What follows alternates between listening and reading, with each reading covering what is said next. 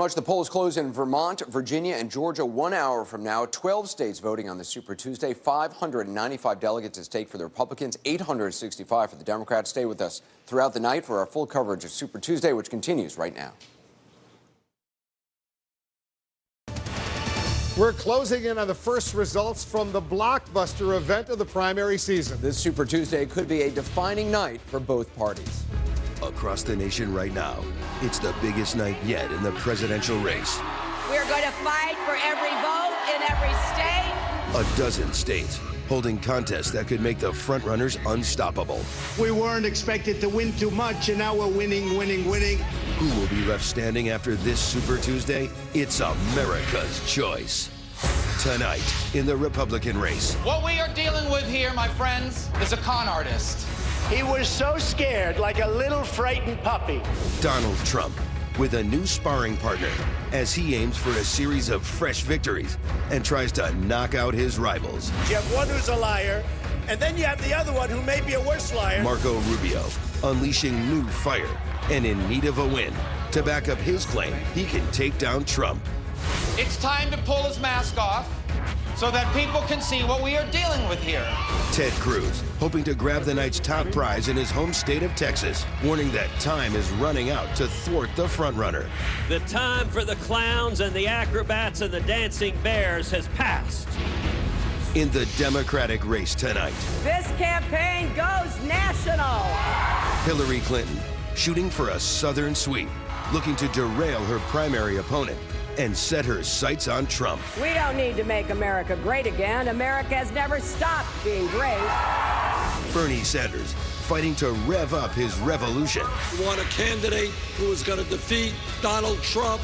You're looking at that candidate. Now, it's time for voters to have their say. Super Tuesday will be so consequential. Will the race for the White House ever be the same? We've changed the whole playing field of politics, and I love that. America is choosing. The campaign is moving across the map, and the Super Tuesday stakes are sky high right now.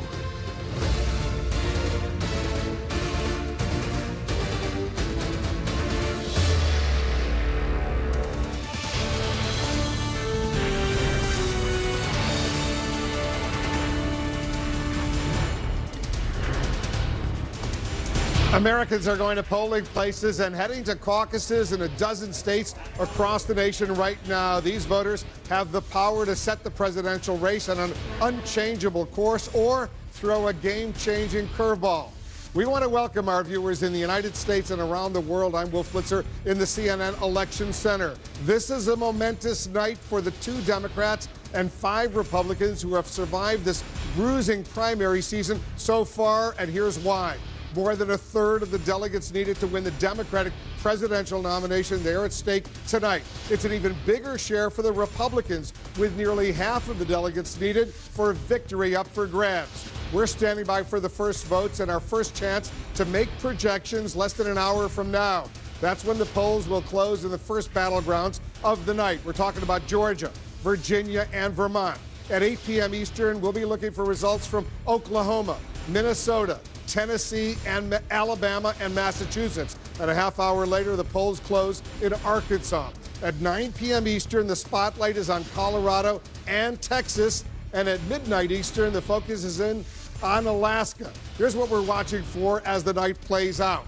In the Republican race, how much will Donald Trump dominate? Remember, this round of voting isn't winner take all. Ted Cruz and Marco Rubio can pick up a stash of delegates that could keep their campaigns going, even if they don't win outright. And it's a similar dynamic for the Democrats. Hillary Clinton is looking to build a fortress of delegates, and Bernie Sanders, he clearly wants to chip away at all of that. While the early contests were all about momentum, this Super Tuesday is all about winning delegates and getting closer to the magic number needed to lock up the nomination. Go to Jake Tapper. He's got more. Jake? Thanks, Wolf. What an exciting night. And just to give you an idea of the confidence that Donald Trump is feeling, there are 11 Super Tuesday states, but he didn't campaign in any of them today. In fact, right now he's in Florida, and that's where we find our own Sarah Murray. Sarah, what can we expect this evening from the Republican frontrunner? Well, Jake, Donald Trump is poised for big wins tonight, and you would think that would mean a big raucous rally, but Donald is sticking with his unconventional style. He's doing a press conference tonight at Mar-a-Lago. As you said, we are in Florida. We are in a state that does not vote until March 15th. This is a finger in the eye to the home state senator of Marco Rubio, and it's clear that Donald Trump is going to campaign hard in this state. He wants to win here. His campaign tells me that they have 4 big raucous rallies planned between now and the 15th. And they're looking at Marco Rubio trying to close the gap. But when I was speaking to his Florida campaign co-chairwoman earlier, Susie Wiles, she said she just doesn't think Rubio's going to be able to do it. She said she doesn't think the personal insults, the new tone of Rubio's campaign is going to work for him. And now the irony was not lost on her that her own boss has a freewheeling style and has said some outlandish things. But she said for some reason it just looks unbecoming on Marco Rubio. Back to you, Jake. All right, Sarah Murray, Florida, Donald Trump's home away from home, a state he really wants to win. It's also where we find the Democratic frontrunner, Hillary Clinton, who is in Miami. And that's also where we find Jeff Zeleny. Jeff, what are we expecting from former Secretary of State Clinton this evening? Well, Jake, the Eastern time zone could be very good to the Clinton campaign. At least they believe it will be. We're watching Virginia, Georgia, Tennessee. Of course, Vermont is the home of Bernie Sanders, so they do not think that they can win there. But they expect to rack up delegates and wins early on in the evening. It's why we're expecting Hillary Clinton to be here in Miami giving a speech, a victory speech, they hope, early on in the evening. Because if you look at the map, as we shift farther to the west, to Minnesota, to Oklahoma, to Colorado, they believe that becomes more difficult for them. So look for her to what she hopes is to claim a victory early in the evening and give a speech perhaps even before 9 o'clock. But all those things, of course, could change depending on the results. But, Jake, the big takeaway tonight, the big headline to watch for is big state versus small state. The Clinton campaign feels very confident and strong in bigger states with those bigger delegates. The Sanders campaign is counting on some wins in small states. But, of course, as we know, this is all about the math now. It's about politics, of course, but it's about math tonight. And if she does well in those big states to wrap up those delegates, she'll be doing very well. But perhaps she could clinch around Texas. Texas is the biggest trove of delegates all night. She may speak right after the results of Texas are known. Jake? All right, Jeff Zeleny with the Clinton campaign in Miami, Florida. Let me bring in my colleague, Dana Bash. Dana, in less than an hour, we expect 3 key states to close the polls: Georgia, Vermont, and Virginia. Vermont, we know what's going to happen with the Democrats, but not the Republicans. That could be interesting. And then Georgia and Virginia, both huge states. Huge states. And, you know, talking to the Republican campaigns in particular coming into tonight, everybody knows that Donald Trump, or thinks Donald Trump, is going to do extremely well. The question, of course, is by how much? And that's what everybody is looking at as they start to add up the delegates as they come in throughout the night. Yeah, no, it's going to be very interesting to see, because the big question is there any way for any of the Republicans running to stop him? That's what Republicans in the establishment here in Washington want to do, but it's not clear that there's any possibility that that can actually happen. Not in the least. And people are more and more realizing that it is unlikely that that's going to happen unless and until this goes all the way to the convention and there's a contested convention. And people are openly talking about that today here in Washington. Let's go to David Chalian, who has some of the exit polls. One of the things that we're looking at is not just the vote totals, but what's behind them, why people are voting the way they're voting. David, what do you have for us? That's right, Jake. We're looking at who showed up and why they showed up. And as you know, one of the major through lines throughout the Republican nomination race has been this sort of outsider versus insider. So we're looking at a few states tonight to take a look at how they split. So take a look at Alabama. That's one of the states voting tonight. 37% of Republicans showing up tonight say they want somebody that's experienced in politics, but 59% of Republicans in Alabama are looking for somebody outside the establishment. Not all states are equal. Take a look at Virginia. The numbers are a little different there. There you get 50% looking for an outsider. 41% of Republican primary voters in Virginia tonight are looking for somebody with experience in politics. And just to contrast with that, another state, take a look at Vermont. This is where it splits almost evenly. The Vermont Republican primary electorate, 48% want somebody experienced in politics, 47% want outside the establishment. So you can see that there is a different kind of electorate that shows up in each of these states. And as we've seen, Donald Trump has done tremendously well in the past with that outsider rage out there. And that is not necessarily coursing through at unbelievably high levels in each one of these states. That's one of the things we'll be looking for throughout the evening, Jake. All right, David Chalian. Dana, though, when you look at that number, 59% of Republican voters in Alabama want somebody who is an outsider. That certainly seems to bode well for Donald J. Trump. That's right, and it's why the very popular Republican senator there, Jeff Sessions, endorsed Donald Trump, even though he is a common word and common name on the campaign trail for Ted Cruz. He said, you know what, I'm going to go with Donald Trump. And this is a big reason why his Republican constituents back home wanted him to go with somebody who's never been in politics before. And Wolf Blitzer, even in Virginia, where there are a lot of federal employees, people favoring an outsider. It's amazing what's going on right now. We're getting more numbers as our experts are crunching all these exit poll numbers. The voting is winding down in some of the Super Tuesday battlegrounds. Will this night define the campaign going forward? We're getting new clues about the outcome from our exit poll. Stand by. The first votes, they're about to come in.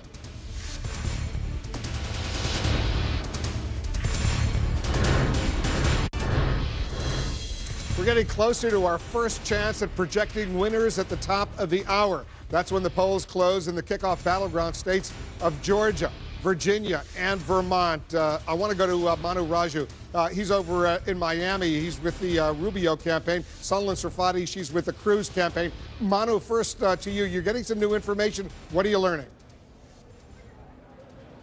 Well, Wolf, the Rubio campaign is really not expecting to win a state tonight. If they do, they would be viewed as somewhat of an upset. But what I'm told by sources familiar with the candidate's planning is that tonight when he addresses supporters here in Miami, that his speech is going to be directed heavily at Donald Trump. We have seen this happen over the last several days. Of course, Rubio, since the CNN debate in Houston, increasingly taken the attack to Donald Trump. He wants to make the case in a prime-time audience that he is the one guy who could take the battle to Trump. He can unite the party behind him, and that if anyone wants to take out Donald Trump, it's time to support his campaign. Now, what this means for Rubio's campaign going forward, he actually needs to win a state, and increasingly that means here in Florida in 2 weeks, a winner-take-all state. That's one reason why, Wolf, they're going to try to make the case here tonight about Donald Trump and shift their focus away from Ted Cruz. Interesting. All right, Manu, thanks very much. We'll get back to you. Sunlen Srifati is in Stafford, Texas. That's right outside of Houston. That's where Senator Cruz eventually will make his statement, right? That's right, Wolf. And I have to tell you tonight, this is a big night for Senator Cruz. So much of the Cruz campaign, so much of their strategy has really been staked on doing well here tonight. They've always predicted it will be an amazing night for them, key to going forward.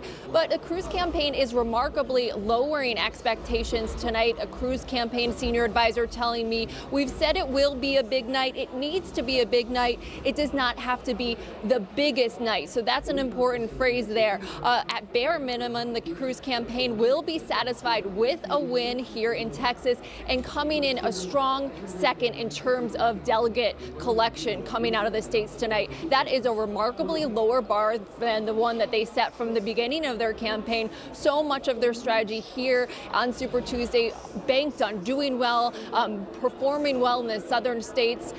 This is potentially not something that could happen here tonight for them. Of course, we'll stay in close touch with you, Sunlen. Thanks very much. Manu, thanks to you as well. Anderson, back to you. Yeah, let's talk to our reporters and analysts. I mean, David Axelrod, a lot riding, obviously, for Ted Cruz on Texas. Is it essential for him to win in order for him to move forward? I think so. I think it'd be hard for him to go on if he didn't win his home state. The weird thing about this is, if you're Donald Trump, I don't know what you're rooting for, because if Ted Cruz wins Texas, he soldiers on, the field continues to be cluttered. And that benefits. That redounds to Trump's benefit. Right. So he's watching these returns with probably mixed feelings tonight. I know he likes to win, but maybe this one that he wants to lose. I think it also depends on when you get to counting delegates tonight, who comes in second and who comes in third. Because the question is, can Marco Rubio win anywhere? He may be the establishment's favorite Republican candidate, but can he win anywhere? I know they're all looking towards Florida, but you have to have some momentum. And does Cruz perform tonight well? I mean, this was going to be his firewall, not only Texas, but the South. He had a Southern strategy, evangelicals. Trump's been doing pretty well with evangelicals. Right. Does Donald Trump continue to win among evangelicals? Exactly. And can Cruz really rack up enough delegates tonight so that he can say to Marco Rubio, you know what, buddy? I've won in a couple of places, and you haven't won anywhere. I think for Marco Rubio, he's been in this race and hadn't really found his voice, hadn't really found his brand. And I think over these last couple of days, he's found his brand as the anti-Trump. So if he loses tonight, maybe in some ways he wins because he's found his voice and he's been able to find some emotional reason for people to back his candidacy. For all those moderate Republicans who don't want to see Donald Trump take over their party, he is now the guy who is running as that candidate and as almost a message candidate and almost as a cause candidate. I'm so looking forward to a night when a lose is not a win. I'd like a night where just a win is a win. It's very clear and obvious. In a season of really big nights, I think tonight is huge, as the Donald would say. And here's what I'm looking for. I think tonight's the night that we find out whether anyone can defeat him, whether any one of the three, I leave Ben Carson off the table, whether any one of the three really can go toe-to-toe and defeat Donald Trump, or is the best that they can collectively hope for to thwart him from winning the nomination. And the difference is key, because to win your home state, whether it's Texas, Ohio, or upcoming Florida on the 15th, that's not a path to winning the nomination by securing the requisite number of delegates. But if they each hold their own and win their own home states and cobble together other states, it could be enough to thwart him. It'll also be interesting to see whether, and we talked about this before in the last hour, but whether we get information tonight, proof of whether Rubio's strategy has actually worked. Yeah. I mean, people, and I guess the only way is in exit polls, people who decided late, did they break for Marco Rubio? Well, Nia says he's found his voice. His voice was a little bit like a kind of a lounge act in the last 4 days, going after Trump in a very kind of pungent way. And the question is, does he get rewarded for it? He's closed very fast in the last, but not enough to win, but he's been the guy late deciders turn to. It'll be interesting to see if that's true tonight. I'm not convinced. If Marco Rubio has been successful with the Lounge Act, I don't think that it inures to his benefit, because I don't think that someone abandoning Donald Trump is going to Marco Rubio. I think they're more likely going to Ted Cruz. And I don't think Rubio has necessarily found his voice. I think he's confused his brand to a certain degree. And the question is whether that confusion turns some people off. We'll see what plays out. Will this be the big night for Donald Trump? Will it be the big night he's been hoping for? We're learning more about what's on the minds of Super Tuesday voters and how that is influencing the choices that they're making right now. The first results of this crucial night just minutes away.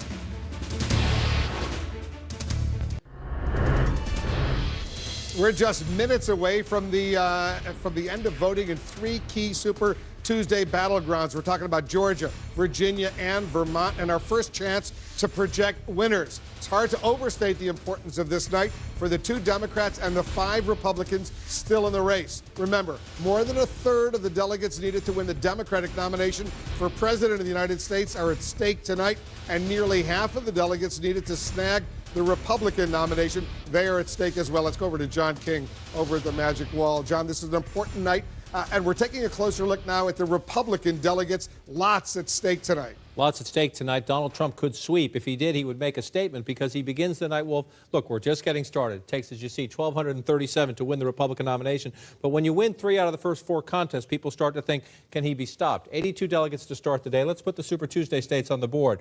Under this scenario, Donald Trump wins all 11 tonight. If he won all 11 tonight, and this is factored in with him winning at around 35% of the vote or so, he would get up to somewhere around 291 delegates, and you see Cruz and Rubio would be significantly behind him. Now, let's come back, though. Donald Trump, maybe he won't win them all tonight. Ted Cruz is favored, the late polls anyway, in his home state of Texas, so let's switch and make Texas a Cruz state. And for this, it's a hypothetical, folks at home. I know if you have a candidate, you don't agree with these things sometimes. Let's make Rubio third and Trump second in Texas. That would give Cruz psychologically an important win, and it would give him some delegates, 155 at stake. Again, that was factored in with the winner getting 35%. If he wins with a higher percentage, he might get more delegates. But you see how important that is to Ted Cruz. Now you look at the rest of these states. Donald Trump was leading in all of the polls in the final weeks. So you're looking, where could you pick off a win? If you talk to the Kasich campaign, they think perhaps Vermont could be a surprise for them tonight. Let's just, again, for the sake of argument, say he wins there and Donald Trump comes in second. It doesn't really matter when you get down this low, but Ted Cruz Rubio third and Cruz fourth. If that happens tonight, Kasich's running last. It would give him a little bit. Marco Rubio campaign, they say if there's a state for them tonight, maybe it's the state of Virginia. Again, if he did that, let's just say Trump comes in second, Cruz comes in third, and Kasich fourth. Even then, you have a battle for for Cruz and Rubio for second place, but Donald Trump is starting to inch away, and that's the big dynamic tonight. The delegate math How far can you get toward this is the quarter of the way, here's halfway. How much can Donald Trump stretch it out? And then just this, Wolf, campaigns are about momentum. And if Donald Trump ends the night, even this and this are guesses, Trump's ahead of them. If he ends the night 10-1, 9-2, the psychology of the Republican race is likely to change in a big way. And the question then is, if you go forward to the end of March, a lot of people think this is actually possible, that Donald Trump could run the board. Cruz gets this tonight. Donald Trump could win everything else, take 1 or 2 states away if you want. But even if you take 1 or 2 of these out, it comes down to the defining day on the 15th. I think Michael Smerconius was just talking about this. Rubio has to win Florida. If he doesn't win Florida, he would be hard-pressed to stay in the race. Kasich has to win Ohio. Well, if I'll just do this for the sake of argument and then stop. Even if they win just those states and Trump runs everything else, this is the math you're looking at in the Republican race. But the key question Republican establishment leaders are saying, can they prevent Donald Trump, if they stay in this contest, until the convention from getting 1237? Well, it could work in a number of ways. Number one, if everybody else would get out and you had a one-on-one, either Rubio and Kasich get out, and it's Trump Cruz. You start walking through states. Pennsylvania, let's say Trump wins this one, and Cruz, you walk these through, and you just go out. Or let me do it this way for you. If it was just Rubio, a one-on-one race, you'd get to this. Now, this could be Cruz or it could be Kasich. We'll use Rubio for this example. If one candidate ran the board after March 15th, that candidate would not win the nomination, but would pass Donald Trump. Most people think that that's pretty unrealistic. Now, if you got a one-on-one race, what's to say Donald Trump won't win some of these states? What's to say, so if you get into a race where Trump is winning some of them and Rubio's winning others, or Kasich's winning others, or Cruz is winning others, there is conceivably that somebody could either, Trump would win and lead, but not get clinch, or someone else could lead and not clinch. It's conceivable, which is what makes tonight so important. If Donald Trump can win 8 or 9 states tonight and get well ahead, there's a certain psychology and momentum that comes with politics. And if Cruz wins, he's not going to get out. And until we're not going to be able to test that theory unless you get 2 candidates in the race. Yeah. And there's no sign you're going to get 2 candidates in the race at least until March 15th, after Florida and Ohio vote. It might happen then. By then, Trump could be way out here. We're going to stand by and get a lot more information, John. Don't go too far away. Let's take a quick break. Much more. We're standing by for the first results, the first projections. Don't go away. We're getting closer to the top of the hour and our first chance at projecting winners on this critical night of voting. That's when the polls close in Georgia, Virginia, and Vermont. Those states will give us an early clue about whether the front runners will steamroll through Super Tuesday or be slowed down. Let's go back to John King. Let's talk about the Democrats' delegates right now. 865, I believe, 865 Democratic delegates are at stake tonight. And Democratic rules are very proportional, so you can lose, but if you're close, you still get a bunch of delegates. Let's start where we are. These are pledged delegates. I'll get to the super delegates in a moment. Coming into tonight, 91 for Hillary Clinton, 65 for Bernie Sanders. Obviously, she has momentum on her side, having won 3 of the first 4 contests. So let's put the Super Tuesday states in the board. Unlikely, but if Hillary Clinton were to sweep tonight, she would pull ahead something like that. But we do expect Bernie Sanders to win his home state. For example, Bernie Sanders first, that was New Hampshire. Let me come back. Oop, I got to switch that one back. Bernie Sanders wins that one. Let's come over to Vermont. Bernie Sanders wins this one here, his home state. Other targets for Bernie Sanders tonight, they think they can do well in Minnesota, so let's, for the sake of argument, play out the hypothetical. If Sanders wins his target states tonight, that would include Colorado as well. The Clinton campaign is competing, and Oklahoma. But for the sake of argument, let's say that Bernie Sanders wins his target states, but just his target states. Hillary Clinton then starts to pull away, but again, because of the proportional rules, this is assuming she wins 60-40 across the South, 55-45 in the other places. Bernie Sanders stays close, but there's this. Hillary Clinton already has a very healthy lead because of the Democratic superdelegates. If you add in her superdelegates, she could be nearly to the halfway mark by the end of tonight to the Democratic nomination, with Senator Sanders only 21 superdelegates to her 468. Those are the elected and appointed Democrats who get a vote at the convention. So the question is there any place else on the map tonight that Senator Sanders can make a point? One of the states that's hotly contested is Massachusetts. But again, let's assume Sanders wins Massachusetts. If he does, if he wins a close race, he gets a few more delegates, but it's not much of a deal, not much of a difference. So this is what the Clinton campaign hopes at the end of the night. They want to say, look, we win where you have African Americans and Latinos. We're winning the big states.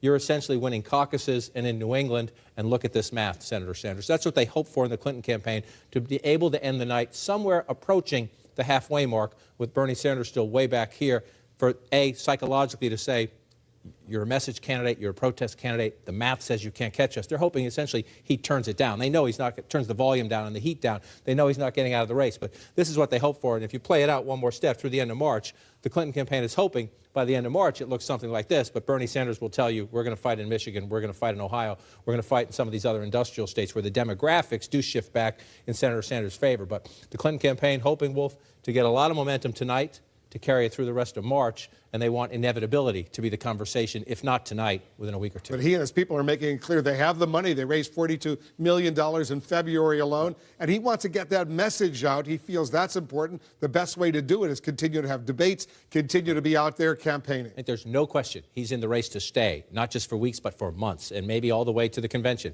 without a doubt. And like I said, when you get later down the road, there are some states where the demographics and the economy are more to his liking.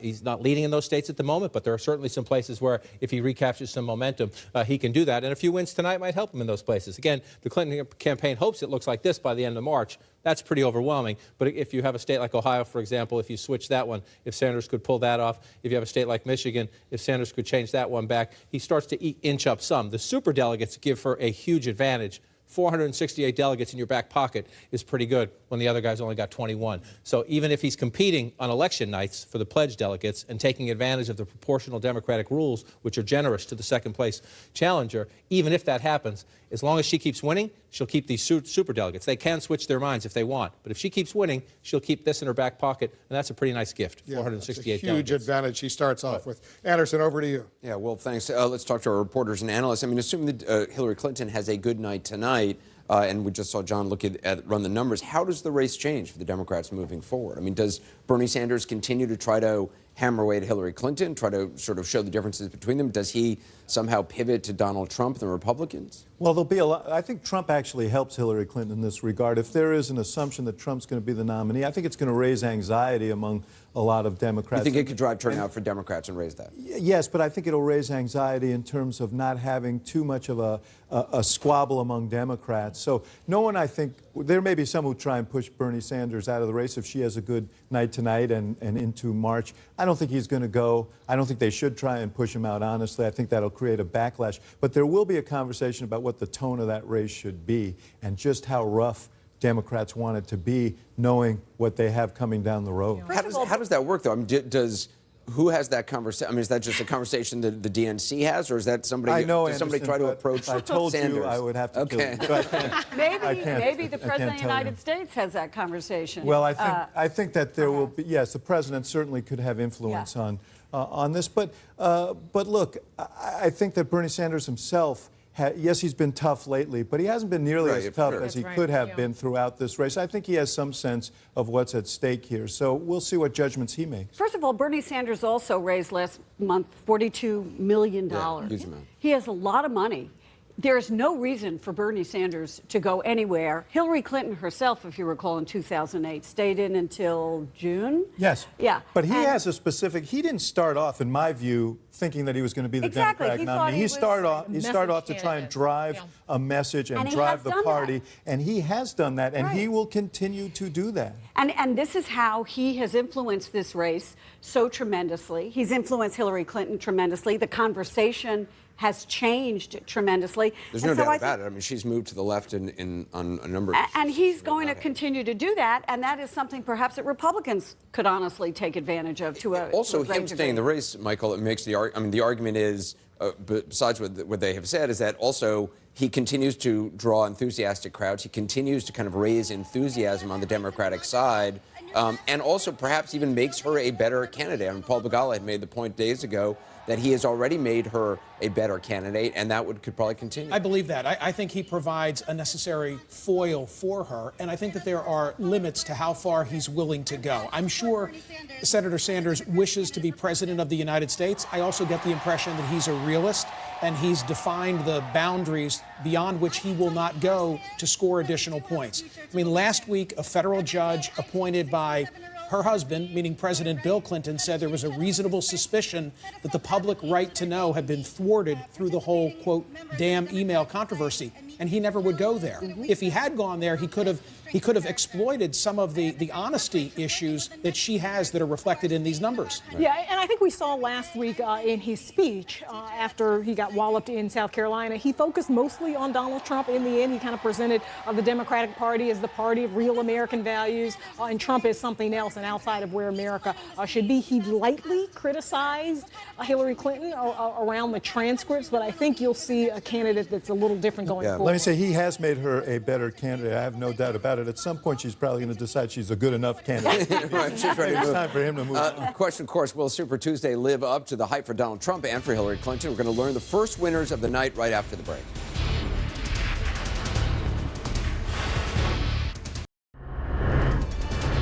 We're closing in on the first Super Tuesday results right at the top of the hour. That's when the polls close in Georgia, Virginia, and Vermont. Here's what to look for just minutes from now. In the Republican race, it's the first test of whether Donald Trump will be a big winner tonight. Virginia and Vermont could be competitive. For the Democrats, Hillary Clinton wants to get out of the gate with wins in Georgia and Virginia.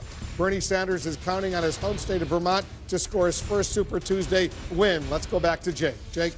Thanks, Wolf. You know, two of the things that we're looking for today have to do with turnout and have to do with new voters. And those are things that the Trump campaign has been very focused on. Sarah Murray is in Palm Beach, Florida with the Trump campaign. What do they have to say about turnout and new voters and identifying those new voters? That's exactly right, Jake. There are a couple things the Trump campaign tells me they're going to be looking for here in Mar-a-Lago tonight before Trump takes the stage for his press conference in that white and gold room that I believe you guys are seeing.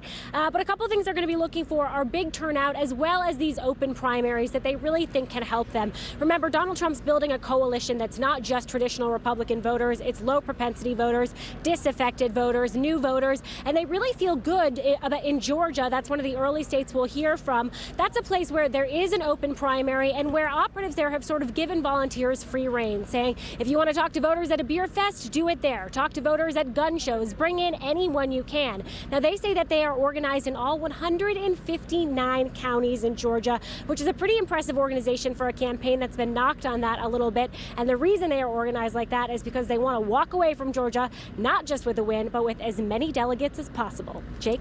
All right, Sarah Murray at Trump headquarters. Donald Trump knocked for not having a good ground game in Iowa, but since then, his campaign manager has said they learned the lesson. Now let's go to Sanders' campaign headquarters in Essex Junction, Vermont, where we find our own Breonna Keeler. And Breonna, you spoke with Senator Bernie Sanders' wife earlier. What did she have to say? Yeah, that's right. She had a rare on-the-record gaggle on the senator's plane last night, something she very rarely does. And what she said was that, to give us a sense of where the campaign is looking tonight, she said this is a really rough map for them, admittedly, sort of managing expectations. But she said, really, the national media hasn't been paying that much attention to Sanders, except beginning earlier on this year. And because of that, she feels that people have not really had a long enough time to get to know Bernie Sanders, specifically in the South, where we're seeing so many voters go to the polls today. She also, though, said that she's hopeful that they will be able to split votes and split delegates. Of course, that would be quite a triumph if Bernie Sanders were to be able to win those 5 states that he is really aiming for.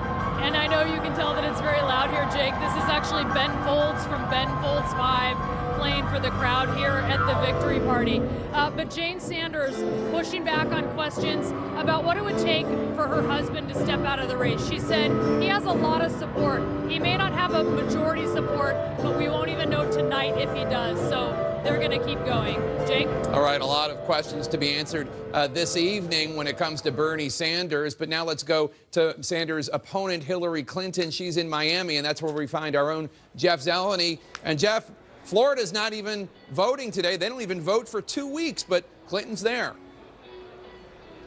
She is here, Jake, but they actually are voting today. Now, the primary is not today, but there's early voting in Florida, and that explains why there's a very giant sign behind me on the wall here that says vote early.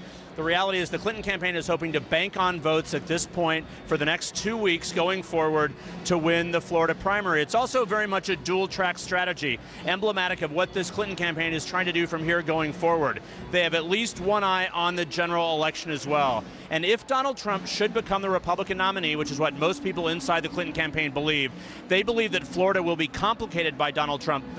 In fact, they're not sure how it would change the equation, but they know it would change the equation. So they have one eye on the general election, and one advisor told me there's no place better to be than the ground zero of politics than in Florida. That's why Hillary Clinton is here tonight.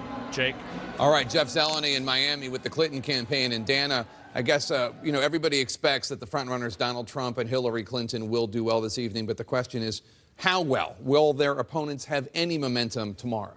Absolutely. And in conversations with the Cruz campaign and with the Rubio campaign earlier today, it was amazing to hear how each camp is trying to game the other out in the race for second place.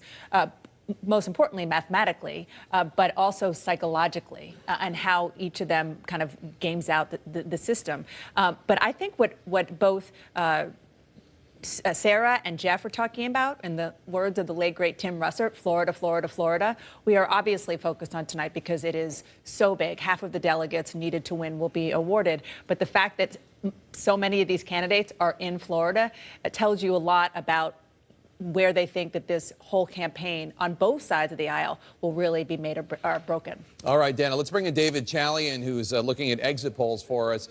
David, what more can you tell us about the voters who turned out?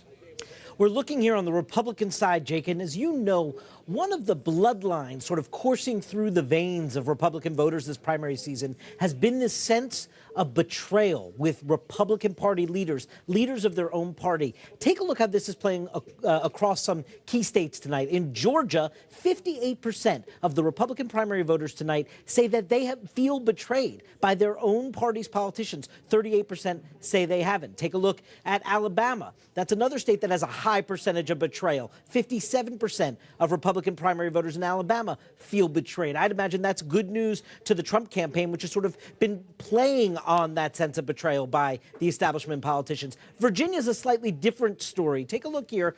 52%, a slightly lower number, but still a majority, feeling betrayed by their own party's politicians. 44% say they have not been. So this is one of the things we're watching in some of these critical states, because the stronger that sense of betrayal, one might imagine, if past performance is sort of a preview to what we might see tonight, one might imagine those would be stronger states for Donald Trump.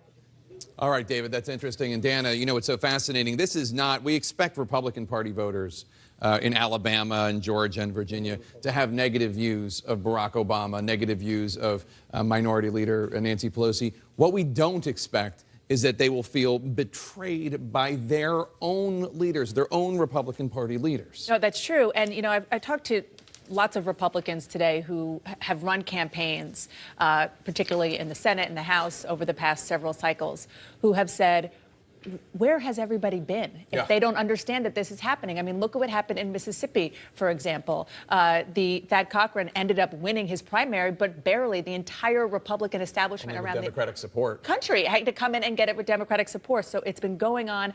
And I talked to one official who said, you know, it's almost as if we've forgotten how to run campaigns. Almost.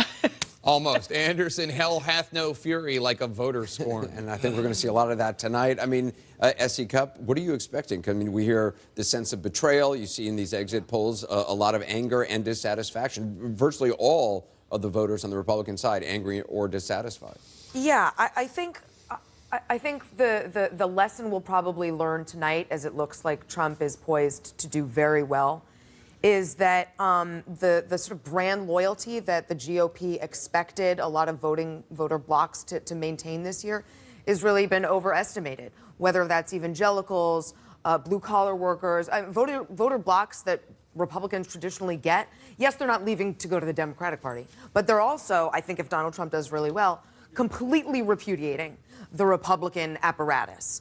That's our party leaders, our party elders, our moderates, our strict constitutional conservatives. I mean, across the board, none of them are good enough if Trump, pulls out the wins we expect. Dan, we haven't heard from you tonight. Well, I think there's a rebellion in the Democratic Party. It seems like it's on the path to being defeated. The question is, will the rebels stay in the party? There's a rebellion in the Republican Party. Looks like the rebels are going to win. Will the establishment stay in that party? So we literally are facing different outcomes for the same phenomenon in the different parties. I think what we don't know about the Sanders insurgency, even if we think we know its fate, we don't know its character. Is this just a whites-only, Yankee-only, young people-only phenomenon? Or will you see today that's a little bit more promising than that? That's what I'm looking for. It is interesting, Kayla. I mean, so much of this was supposed to be a big night for Ted Cruz months and months ago. Now the story really is Donald Trump. Exactly, and it should be Donald Trump. And look, this started, I think the GOP didn't recognize this. They had a big wake-up call on June 14th, 2014, when Eric Cantor lost the election, the Republican majority leader, to a no-name senator, to a no-name professor, David Brat. That rocked the political world. No one saw that coming, but the voters did. The voters had this anger, and it was this groundswell of anger that rose up and dethroned Eric Cantor. And that should have been the indicator that this was not Jeb Bush's year, that this was not Marco Rubio's year, that this was an outsider's year. And that's what we're seeing now, is what transpired that day coming to right now. Paul, very briefly. You're right, Kayla. There's a total cultural shift in the two parties. Republicans used to be orderly and hierarchical. Like you had a neighborhood party, the Republicans showed up on time, they left with their own spouse. They were like completely predictable people. And they always nominated the oldest white guy in line. Now it's chaos, and I couldn't be happier. Let's go back to Wilf. Wilf? Anderson, we're only, 2 minutes away or so from the first projections, the first results we're getting. John, the polls are going to be closing in Georgia, Vermont, and Virginia. And so let's take it some of the things we'll be looking for. Let's start down in Georgia. I'm going to go back to the 2008 race on the Republican side. We'll start with the Republicans. You see the gold here? This is Mike Huckabee in 2008. Can Ted Cruz win in the rural evangelical areas with Tea Party voters? Can Ted Cruz make a strong showing in Georgia?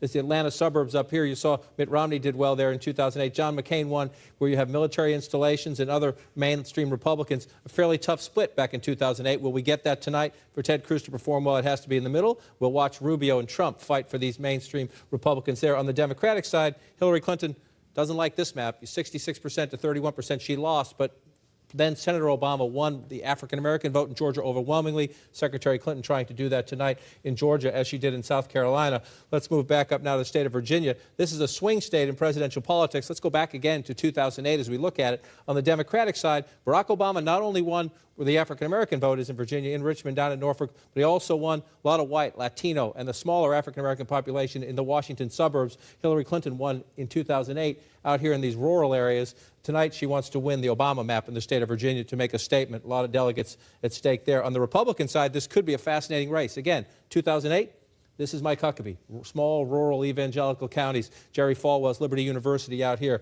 Pat Robertson's base of operations over here in the southern eastern part of the state. So you have evangelical community available to a Ted Cruz, but Donald Trump has been making big inroads with that community. Can Donald Trump continue to stymie, to frustrate Ted Cruz in what should be his base? And then the Washington, D.C. suburbs up here, right up in the northern area. If Marco Rubio is to pull off a surprise tonight, it will be right here in the northern suburbs. We'll keep an eye on those. All right, we're only a few seconds away from the top of the hour right now. 3 states, they're closing. We're going to be able to make our first projections in this race for the White House. Critically important night. It's Super Tuesday.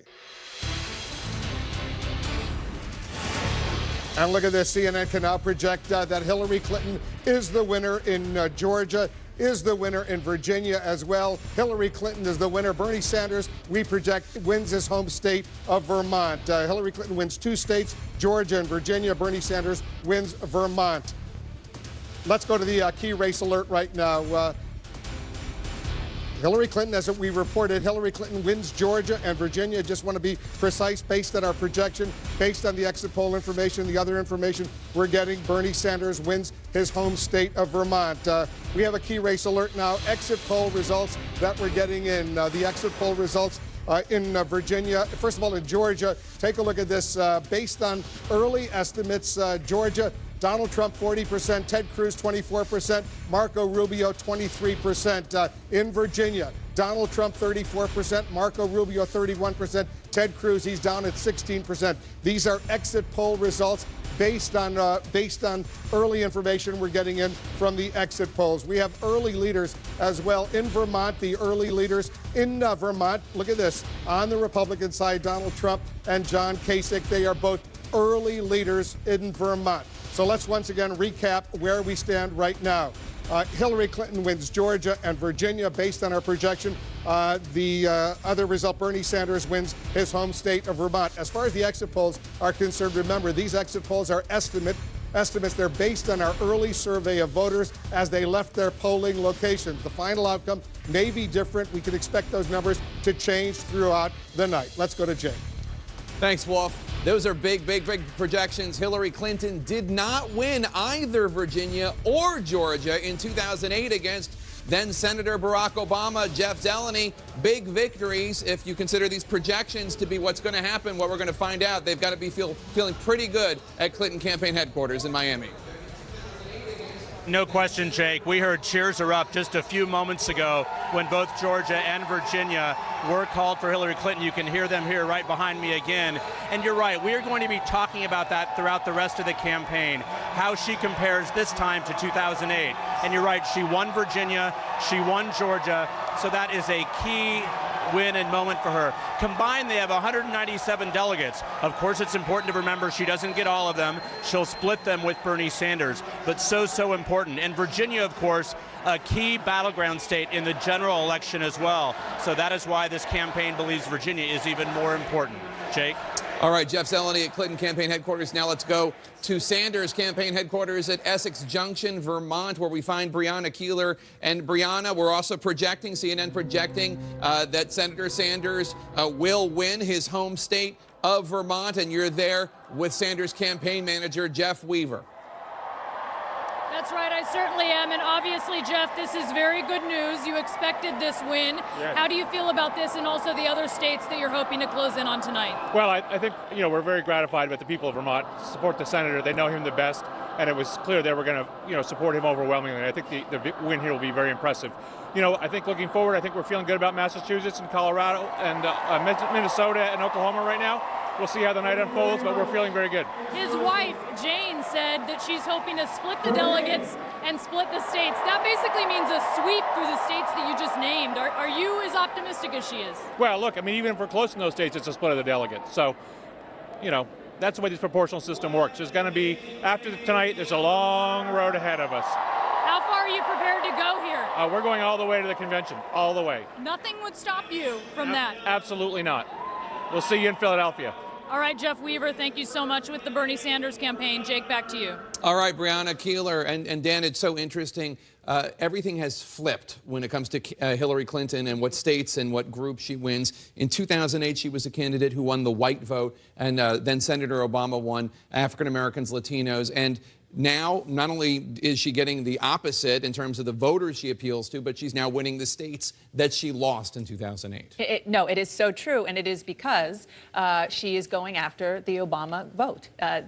She's trying to follow in the footsteps of her former rival, and it is probably hard for a lot of people who worked for Obama at the other end of the studio to wrap their heads around, but it really is fascinating. One thing I will say is, of course, Bernie Sanders should be very happy about winning his home state. If he didn't, that would be a very big story. But unfortunately for him, the maximum he can get is 16 delegates, 26 superdelegates. And the other states, as Jeff Zeleny was pointing out, they will be split a little bit, but it's a treasure trove of delegates just in the two that she's projected to win tonight, Virginia and Georgia. Right, a good moral victory for Bernie Sanders, Wolf, but not so much when it comes to the delegates compared to Hillary Clinton winning winning Virginia and Georgia.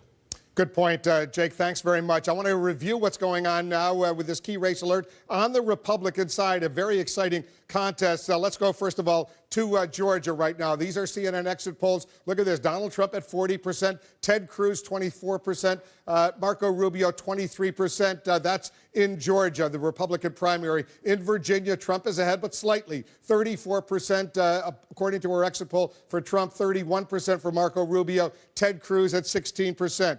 In Vermont, take a look at this. It's an important race as well. Early leaders, we can tell you the early leaders are Donald Trump and John Kasich, who's doing very well in Vermont as well. Again, These are exit polls. I just want to remind you they are estimates based on our early survey of voters as people left their polling locations. The final outcome may be different. We can expect those numbers to change throughout the night. Anderson. Wolf, thanks very much. When we look at those Republican numbers, I mean, again, seems to be a good night, certainly for Donald Trump, and interesting to watch that battle between second and third place. Well, that's the key. And Trump has to like not just his own number, but the way that Cruz is vying with Rubio in Georgia, the notion that Rubio might do well in Virginia. He wants these people to stay in the race and divide his opposition, and this kind of result encourages that. One thing that's interesting, there are two stark kind of predictors of vote. On the Democratic side, race has become a pretty significant indication of how states are going to go. You saw a couple of states here with large African-American populations being called early for Hillary Clinton. Right. On the Republican side, it's education and income. And so in states with larger numbers of highly educated voters, Rubio tends to do better. In states with larger numbers of non-college educated voters, Trump seems to do better. We also saw in Virginia anger and dissatisfaction not quite as high as in some of the other states, whether that is also translating into Rubio doing slightly better. And also Rubio does better in sort of suburban areas. Trump does better in rural areas. The thing that I think... We should point out, he does better. It's still not winning. Right. But the thing we have to look at tonight is to see how Trump has broadened his coalition in all sorts of ways, whether he's broadened it on a question of values or electability. I mean, we'll see if he branches out that way, how much of the evangelical vote he gets, whether he makes inroads with college educated voters, which I think we saw in South Carolina. So we're going to have to take a look at this Trump coalition, because if it's broadened, he's unstoppable. And also turnout, whether that enthusiasm on the Republican side has continued, whether we see that echoed tonight as we have in other nights, and how it relates to what we're seeing on the Democratic side. Because one of the arguments Bernie Sanders has been making all along for his revolution is that he's bringing out, he's got the enthusiasm momentum, he's got all these folks coming out to large rallies, but we don't see it on election It night. hasn't worked out that way in any of these states. In Iowa, young voters were down. I think in New Hampshire, voting was down something like 15%. Right. Same thing in Nevada, down 40,000 voters there. South Carolina was down a third over 2008. I think up slightly from 2004. So yeah, he hasn't really made good on that promise to build a revolution. Two E gaps, I refer to them as. One is the enthusiasm gap that seems to benefit the R's thus far in terms of turnout. The other is the experience gap, and simply stated, Democrats favor it and Republicans are repulsed by it. Right, which is really interesting. And we're seeing that again on the exit polls. Yeah, I just think with regard to Sanders, I don't think he's saying he has more enthusiasm than Barack Obama did in 2008. There was more enthusiasm for Barack Obama in 2008 than for any human ever born, except maybe Elvis and Michael Jackson. I don't think he's comparing himself to that. I think he's comparing himself to Hillary Clinton. And I think there's no argument that when you have 10,000 people coming out for Bernie Sanders, I haven't seen that happen yet for Senator Clinton. So I think that he has a case to make that where there is energy in this party, it's with him. And I think that we shouldn't ignore that. But again, you can make the argument we haven't seen that on election night, because if there was so much enthusiasm, more voters would come out for him. Well, and this is the big question for the Sanders insurgency. Is this a regional, demographically landlocked phenomenon? So only in places where you got young white people in the North can you pull this stuff off? Or is there potential for this thing to be broader? And right now, listen, you can't tell just looking at South Carolina, frankly, because Clyburn himself is an iceberg against which no ship can survive a conflict. But you will know more tonight. Tonight you will know if this phenomenon can go beyond that landlocked place where he seems to be. But to Michael's point about excitement and enthusiasm, I think he's right. He's right on. Bernie's in a very tough spot. In no world is Bernie Sanders inexperienced, right? He's been in elected politics for decades, but he has allowed himself to be defined that way because it allows him to say, I'm an outsider still. If he keeps pushing how experienced he is, he loses that enthusiasm with the Democrats for that authenticity, that outsiderness. So he can't play it both ways, but it would have been great if he had hit back against that narrative that he isn't experienced enough to compete with Hillary. Of course he is. I think it's important to point out that the Sanders phenomenon and the Trump phenomenon have something very important in common, and that's real family income in this country has not increased among the bottom half of the distribution since 1960. Trump is speaking to that same message, too, when he talks about bringing jobs back from abroad, when he talks about taxing Mexican imports, putting a tariff there. This is the same sort of frustration that is propping up Sanders and also propping up Trump, which is why it's so interesting in Iowa to hear voters say, I'm deciding between Trump and Sanders. There is a little bit of a rationale there to what they're saying. There is, but until we can move median family income, this is going to continue. Yes. I mean, I don't mean to depress the establishmentarians in our world, but Bernie Sanders is going to look like the chairman of Goldman Sachs in 10 or 20 years. If we don't get this thing, Donald Trump is going to look like Cesar Chavez. And because when people are pinched like that, they look for a quick answer. But there is a difference. There's an enormous difference. I mean, set aside my distaste for Trump's style of politics, and that is that Republicans are at war with their own party. They do hate their establishment. They hate them. They even, as you point out, defeated their own majority leader. Democrats like their establishment. Never happened before. They love the president. They love Hillary. They love Bernie. So they love Nancy Pelosi. How does that translate into the race moving forward when it gets down to the two frontrunners in each party? For turnout. Into the general election? Yeah, in the general election. Right now, Trump is bringing new people in. He's increasing turnout. Sanders and Hillary are not in my party. That's, as I said last week, that's keeping me up at night. But we have a secret weapon that will boost turnout to record levels, and his name is Donald J. Trump. Maybe Bernie and Hillary aren't doing it right now, but Donald will do that for my people. Believe me, they will stand in line in the rain to vote against Donald Trump. I really want to point out this myth that Donald Trump can't bring the party together. The CNN poll that was released 2 days ago showed that only 25% said they wouldn't vote for Trump. Same number said for Cruz and Rubio they wouldn't vote for those candidates in the event that they became the nominee. So it is a myth, by and large, that he cannot bring this party together. Trump is the greatest uniter I've ever seen. He's been praised by both David Duke and Louis Farrakhan. Who among us? And criticized by the... Wait, I said, is that a Super PAC commercial you're planning? I'm working on the script. You're working on that one, aren't you? There's one more myth I just want to point out since you mentioned that poll. We keep forgetting to mention that, at least in our poll, Bernie Sanders is actually a better candidate against a Donald Trump, and a better candidate against the Republican field than is Hillary Clinton. Now, we can argue that would change immediately if he was ever gone after in a tough way, but that's also really important. So I think there is enthusiasm there. I think the electability argument is more complicated than we pretend that it is. It's important to keep that in mind tonight. I think both of these candidates, if it turns out to be Hillary Clinton and Donald Trump, are very polarizing. And I think each would bring out the other person's base to vote. And so, you know, you may say that Donald Trump will unite the Republican Party, but if Hillary Clinton is not uniting the Democratic Party now, which she is not, I agree with Paul. And Trump actually has a secret, an added benefit that Hillary doesn't. I think so many blue-collar, working, older, white voters have been left behind by the Democratic Party. Reagan Democrats. Those are, I meet union guys who are for Trump, right? He can actually, forget bringing out Republicans, and I think there's a bunch of Republicans who will never vote for Trump, but he can probably make up for them with maybe some disillusioned, disaffected Democrats who feel as though the party is left. Mitt Romney got an enormous percentage of the white. There's a limit to what you can bring out. If in a time of greater diversity, if the country's more diverse, you can't reach into that. Sure. You're I want not gonna win. Toss it back to Wolf. We'll come back to our panel in a moment. Wolf. Anderson, we're waiting for more states to close. 4 states, they will close the polling at the top of the hour. Alabama, Oklahoma, Tennessee, Massachusetts. We're getting more numbers right now as well. They're coming in. We'll share all of this with you right as soon as we come back.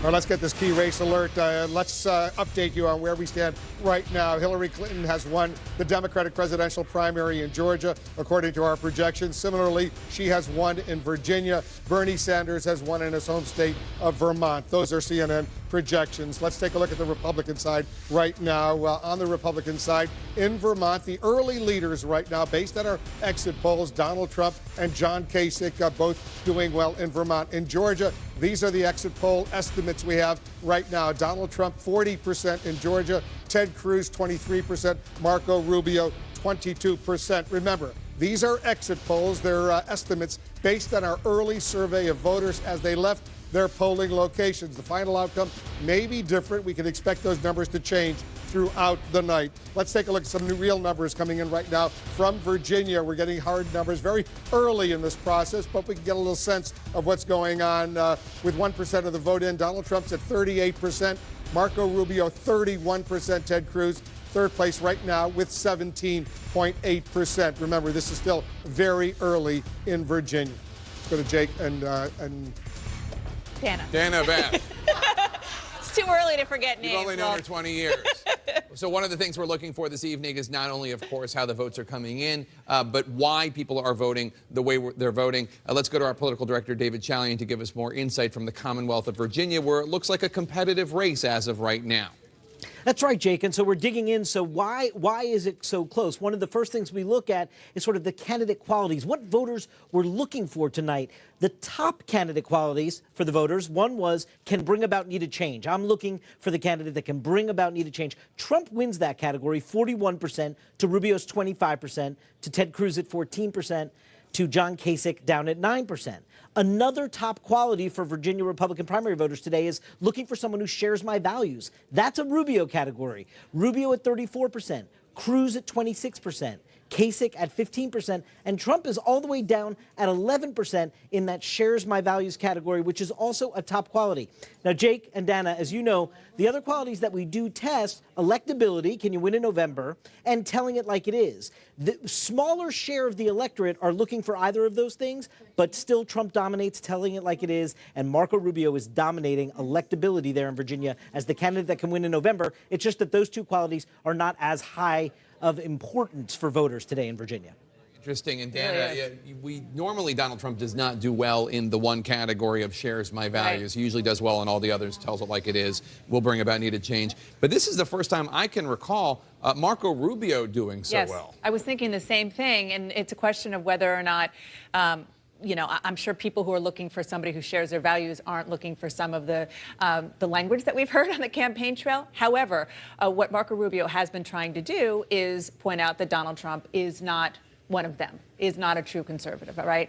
And so many people have tried and failed before that, you know, former candidates now. But perhaps something is sticking in that message from Marco Rubio. And you're right, the fact that he's doing even better than Ted Cruz on that number, which is sort of usually the dominant number for him. Who knows if that's going to be telling as to where the message is going in the future. Yeah, we're still waiting for the vote to come in from the Commonwealth of Virginia, but it looks very competitive. Wolf. So far, 3 states have closed so far. Hillary Clinton winning 2 of those states, Bernie Sanders winning 1. We are now ready for another major projection. CNN projects Donald Trump will win Georgia, the Republican presidential primary in Georgia. Donald Trump is the winner in Georgia. He won South Carolina. Now he wins Georgia. A big win for Donald Trump tonight. Anderson, this is what Donald Trump wanted. He got Georgia.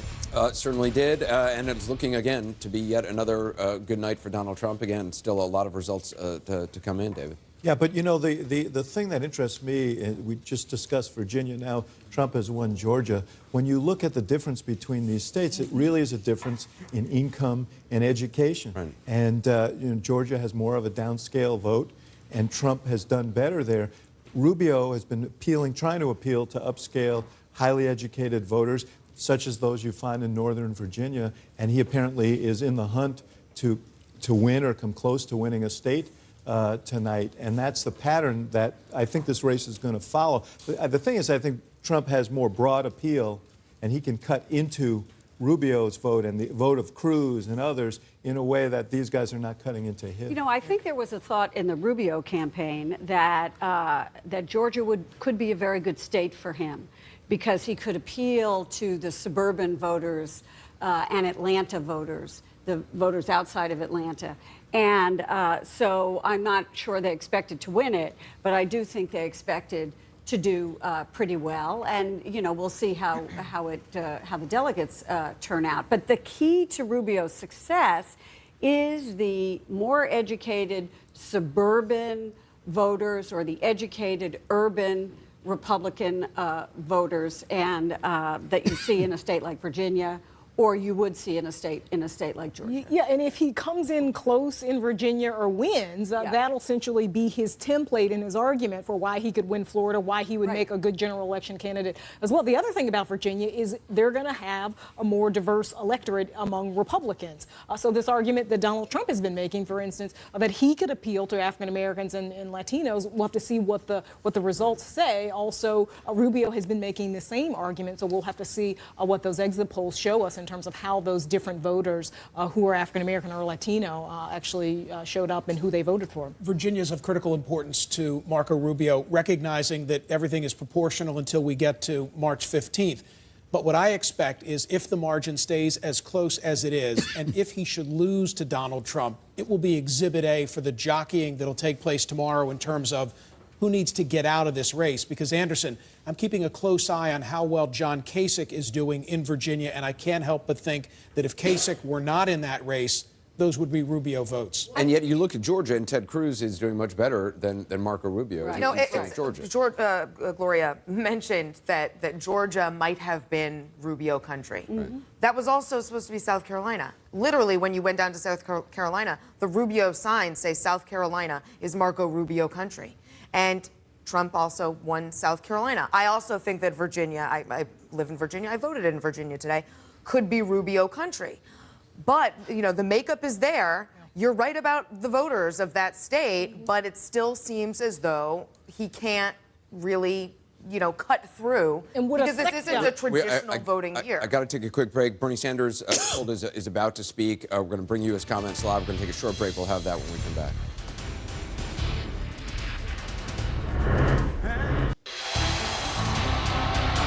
Bernie Sanders is now speaking to his supporters in Vermont. He won that state. Let's listen in.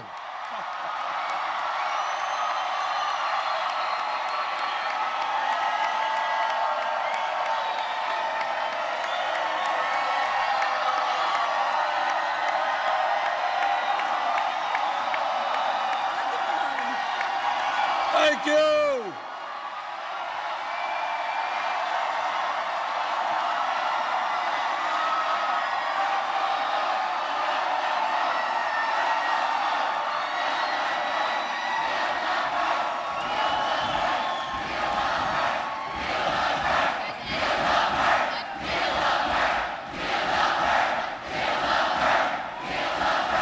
Thank you. It is good to be home.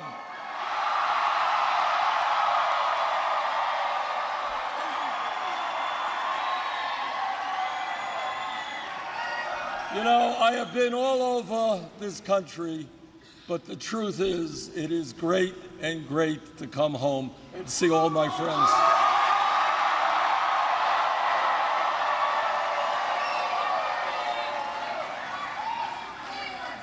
You know, we want to win in every part of the country. That goes without saying.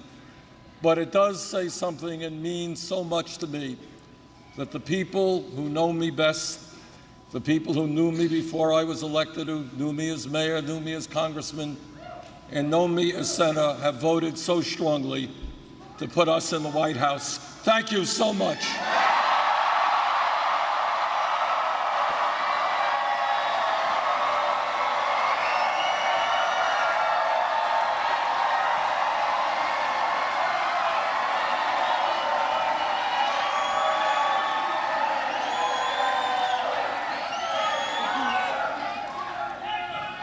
This campaign, as I think all of you know, this campaign is not just about electing a president, it is about transforming America.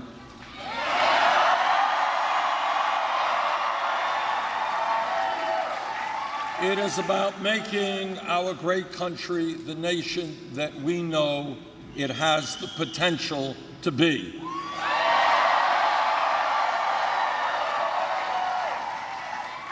It is about dealing with some unpleasant truths that exist in America today and having the guts to confront those truths.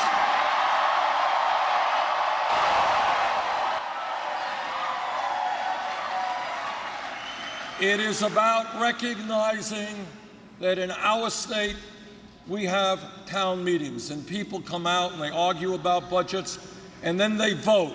One person, one vote.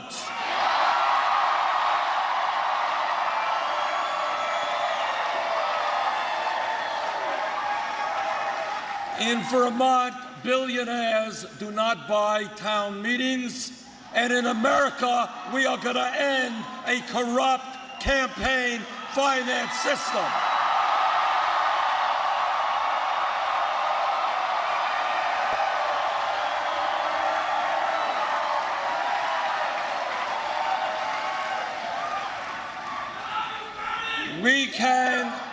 We can disagree in a democracy, and that's what a democracy is about. But I hope all of us agree that we're going to not allow billionaires and their super PACs to destroy American democracy.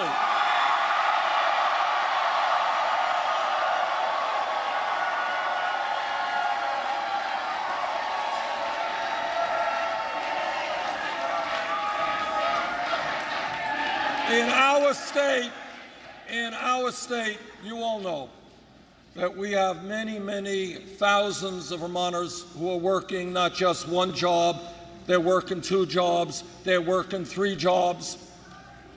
And you all know that while our people are working so hard, almost all of the new wealth and income generated in America is going to the top 1%. Well, together, what we are going to do is create an economy that works for all of us, not just the people on top.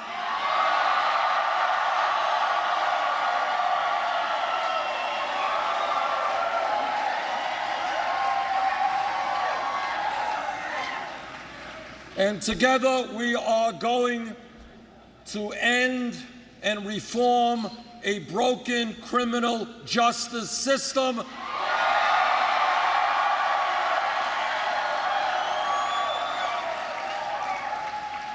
This country, the wealthiest country in the history of the world, should not be having more people in jail than any other country on earth. That's wrong.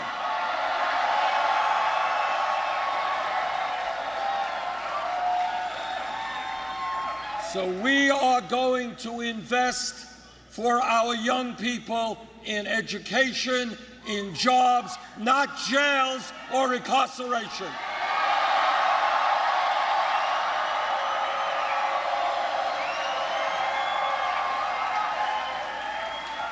Now, I know many of my Republican colleagues think that climate change is a hoax. Well, I believe that you don't develop real public policy unless you listen to the science, and the science is clear.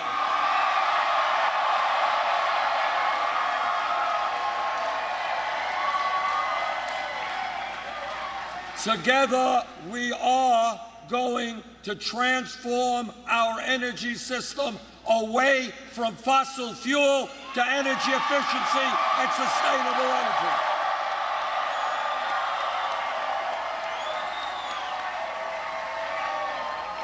Now, I know that Secretary Clinton and many of the establishment people think that I am looking and thinking too big.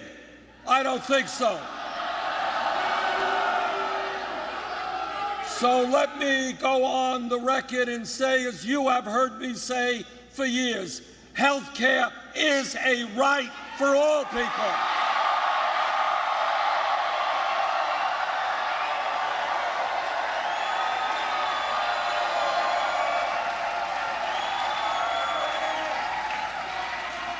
And let me also say that in the United States of America, when we talk about public education, it's not just first grade through 12th. That has got to be expanded to make public colleges and universities tuition free.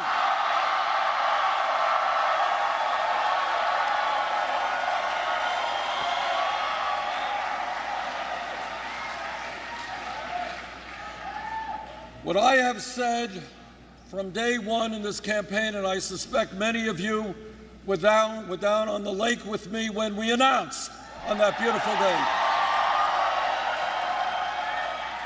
What I have said is that this campaign is not just about electing a president, it is about making a political revolution.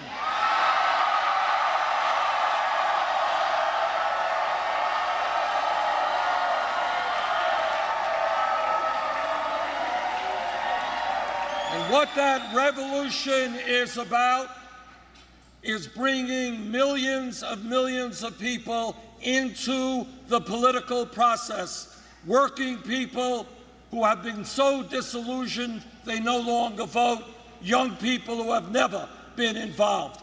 What the political revolution is about is bringing our people together, black and white, Latino, Asian American.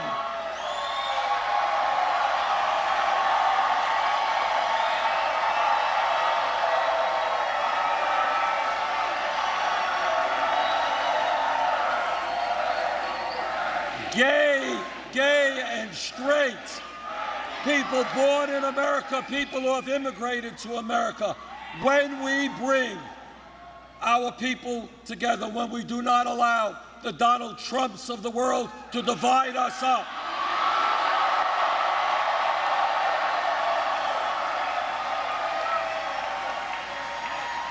when we bring our people together and when we have the courage to stand up to the billionaire class and tell them they can't have it all.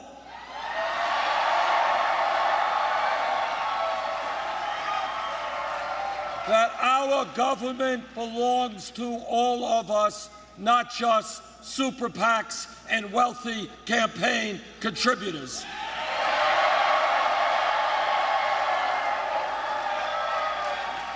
Now, tonight, you're going to see a lot of election results come in. And let me remind you of what the media often forgets about. This is not a general election. It's not winner take all.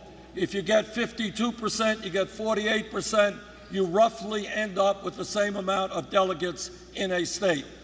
By the end of tonight, we are going to win many hundreds of delegates.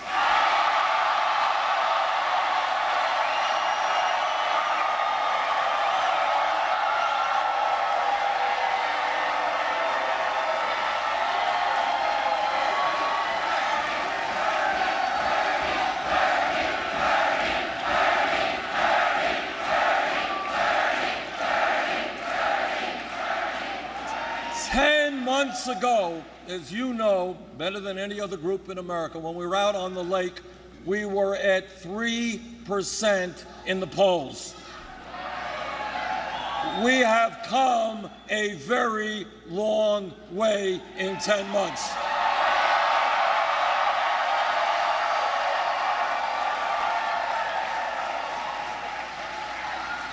At the end of tonight, 15 states will have voted, 35 states remain. And let me assure you that we are going to take our fight for economic justice, for social justice, for environmental sanity, for a world of peace to every one of those states.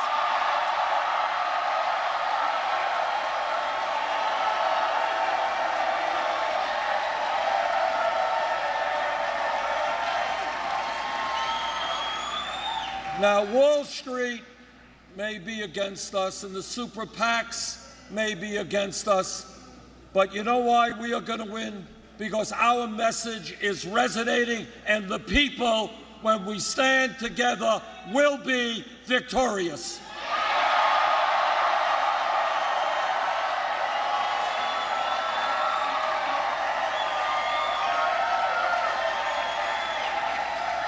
So on a personal note, I want to thank all of you for the love and the friendship that you have given our family. You have sustained me.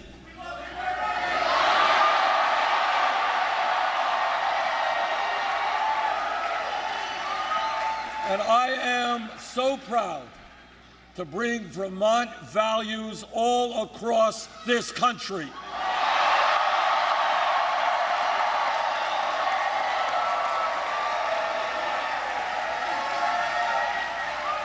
So thank you again for helping us win here in Vermont tonight.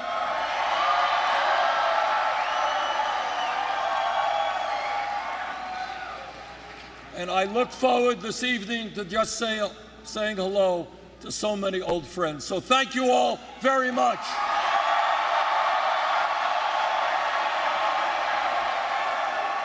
Vermont's Independent Senator Bernie Sanders declaring victory in his home state before an adoring, I think it's fair to say, crowd in his home state in Vermont, Essex Junction, Vermont.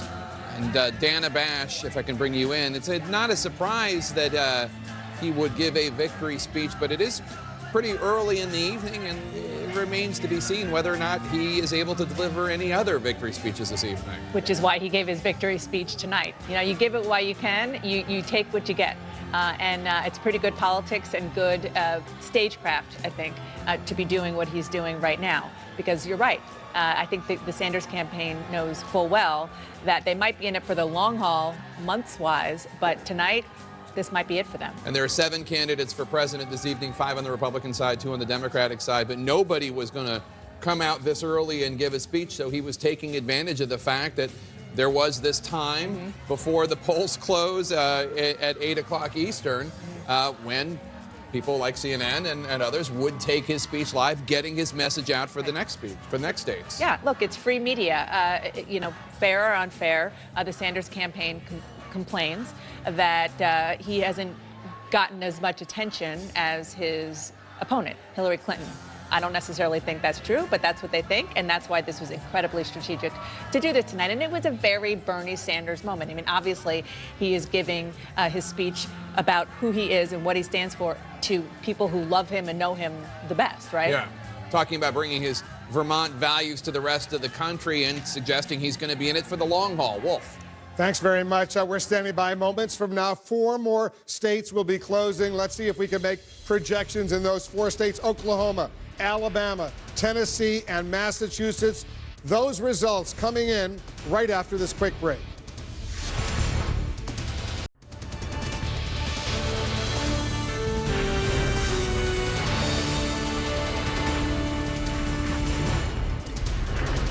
We're counting down to a new round of poll closings right at the top of the hour, and our next chance to reveal winners to you just minutes from now. Primary voting ends in Oklahoma, Alabama, Tennessee, and Massachusetts, and caucuses get underway in Minnesota. Keep an eye on the Republican contest in Oklahoma. Could be a wild card that gives Ted Cruz or Marco Rubio a new shot at scoring a win against Donald Trump. In the Democratic race, Bernie Sanders has been targeting Oklahoma as well as Minnesota and Massachusetts, looking for openings to defeat Hillary Clinton. Some of those states could be nail biters. Jake, back to you. All right, Wolf, that's right. We'll be looking for those results coming in 10 minutes and 6 seconds from Oklahoma, Alabama, Tennessee, and Massachusetts. But let's check in with the campaigns of our frontrunners. Sarah Murray's in Palm Beach with the Trump campaign. And Sarah, there has been this move in the last week, a hashtag on Twitter, Never Trump, and the establishment starting to really raise money against him and take stances against him. Might that not survive the evening? Right, Jake. We have seen this Never Trump movement, and publicly the GOP establishment line is all Marco Rubio needs to do is get through today. He needs to get to the 15th, and he needs to win Florida. But behind the scenes, Republicans are telling me there is a lot more skepticism. I talked to one Republican operative who said that we need to deprive Donald Trump of not just Texas, but also wins in Florida and Ohio if there's any chance of stopping him. 3 big states where Trump would have to lose in their view. I also spoke to a fundraiser for Marco Rubio. Rubio, a Republican who's fundraising for him, who says that Rubio either needs to win a state tonight or he needs to notch not just one, but several strong, close second-place finishes. And even there, that Republican did not sound very optimistic. This guy who's a fundraiser for Marco Rubio says, I don't know how Marco can win. So despite the optimism they're projecting, saying we can look ahead until the 15th, there is a little bit of skepticism and a little bit of fatalism going on behind the scenes. We will see how that plays out tonight. Jake? Yeah, to a degree, Marco Rubio not only running against Ted Cruz and Donald Trump, but running against math. Now let's turn to Jeff Zeleny, who's at Clinton campaign headquarters in Miami. And Jeff, you and I, this is the second Clinton for President campaign that we've covered in the last decade. I imagine there are things that she learned from the last one that she's applying to this one. Jake, there absolutely are. And one of the biggest lessons learned, we heard it from advisors all the time, is that it's not over till it's over. And she is watching all of the states very carefully. In fact, she knows that tonight will not be, I'm told, a knockout night. Her advisors have broken the news to her. She is not expecting that. But what she is expecting is just to make this case bit by bit. Now, the next week, actually, of the campaign could be a bit of a difficult one. They think they're going to have a very good night tonight. They think they will win the vast majority of states. But that Michigan primary, which is a week from today, is still looming out there as a big challenge. So I am told by senior advisors that her speech tonight will actually focus much more on the Democratic race than the Republican one. She's not going to make a big shift to Donald Trump, at least directly. She's going to be talking about Bernie Sanders. And Jake, there's a big reason for that. They have two debates next week. On Sunday, our CNN debate in Flint, Michigan, and then next Wednesday, another debate here in Miami. And advisors believe that that could give Senator Sanders a chance to revive himself if he does not have a good night tonight. So that is why she is not counting any chickens in advance here, Jake. That is a big lesson learned from 2008. She's going by this delegate by delegate by delegate. And tonight you're not going to hear a big victory speech, just one more sort of slog down this long road to winning the Democratic nomination, she hopes. Jake? All right, Jeff Zeleny with the Clinton campaign in Miami, Florida. And Dana, I mean, she would have to learn lessons from 2008, although she came so close to the nomination. She did, of course. How do you not run a campaign based on lessons learned from 8 years ago? Because they did make a lot of mistakes. Some things were just out of their control, but some things they clearly didn't do properly. And again, the fact that she seems to be explicitly embracing the president and kind of follow his playbook as much as you can when you're a very, very different kind of candidate. It tells you a lot, don't you think? No, absolutely. One of the other things she's doing is she is running more as a woman, although she still has yet to get women voters as motivated as the especially younger women. Especially younger women, right, whom she regularly loses to Bernie Sanders. But she still has yet to get them as motivated as the campaign would like them. But she is still explicitly running as a trailblazer in a sense. And one thing that, going back to what Sarah Murray was reporting, which is fascinating about kind of the feel among Republican establishment figures, and even Republicans here in Washington, off camera, you were saying to me a couple of days ago, I wonder if people on Capitol Hill who told us maybe a month ago that if they had to choose between Donald Trump and Ted Cruz, they said Donald Trump. You said to me, I wonder if that's the same. I did some digging, and I actually found that you were right, that it's not that anymore. People who had told me that they can't stand Ted Cruz say that they would now prefer him over Donald Trump. Interesting. Wolf? Thanks very much. We got a key race alert right now. Let's check it out. Take a look at this. In Virginia right now, 19% of the vote is now in. Donald Trump is ahead, 37.3%, 31.9% to Marco Rubio. Ted Cruz, 14.9%. Donald Trump maintaining a lead. Got a lead of about 6,600 votes in Virginia right now. In Georgia, we've projected Donald Trump as the winner in Georgia. 3% of the vote is in. He's got a 48.5% lead to 20.4%. For Ted Cruz. Marco Rubio is at 20.0%, so it's close for second place. Remember, 4 more states close in the top of the hour within 5 minutes from now: Alabama, Massachusetts, Oklahoma, and Tennessee. Let's go over to John King He's watching these contests very closely. So far, Hillary Clinton has won in Georgia. She's won in Virginia. Bernie Sanders won his home state of Vermont. We've projected that Trump wins in Georgia. Right, and when I'm just looking at the Virginia votes, when you're talking about that, this is a swing state in November, too. So both parties watching this closely tonight. This is a state where Marco Rubio quietly, his campaign hoped in the last few days it might trend his way. At the moment, 22% of the vote, though, Donald Trump's holding a steady lead. And it's interesting when you look at it, because normally you look at Virginia politics, you look for a couple of swing counties in the state. Henrico County, just north of the capital of Richmond, is known as a swing county for both Democrats and Republicans in the state.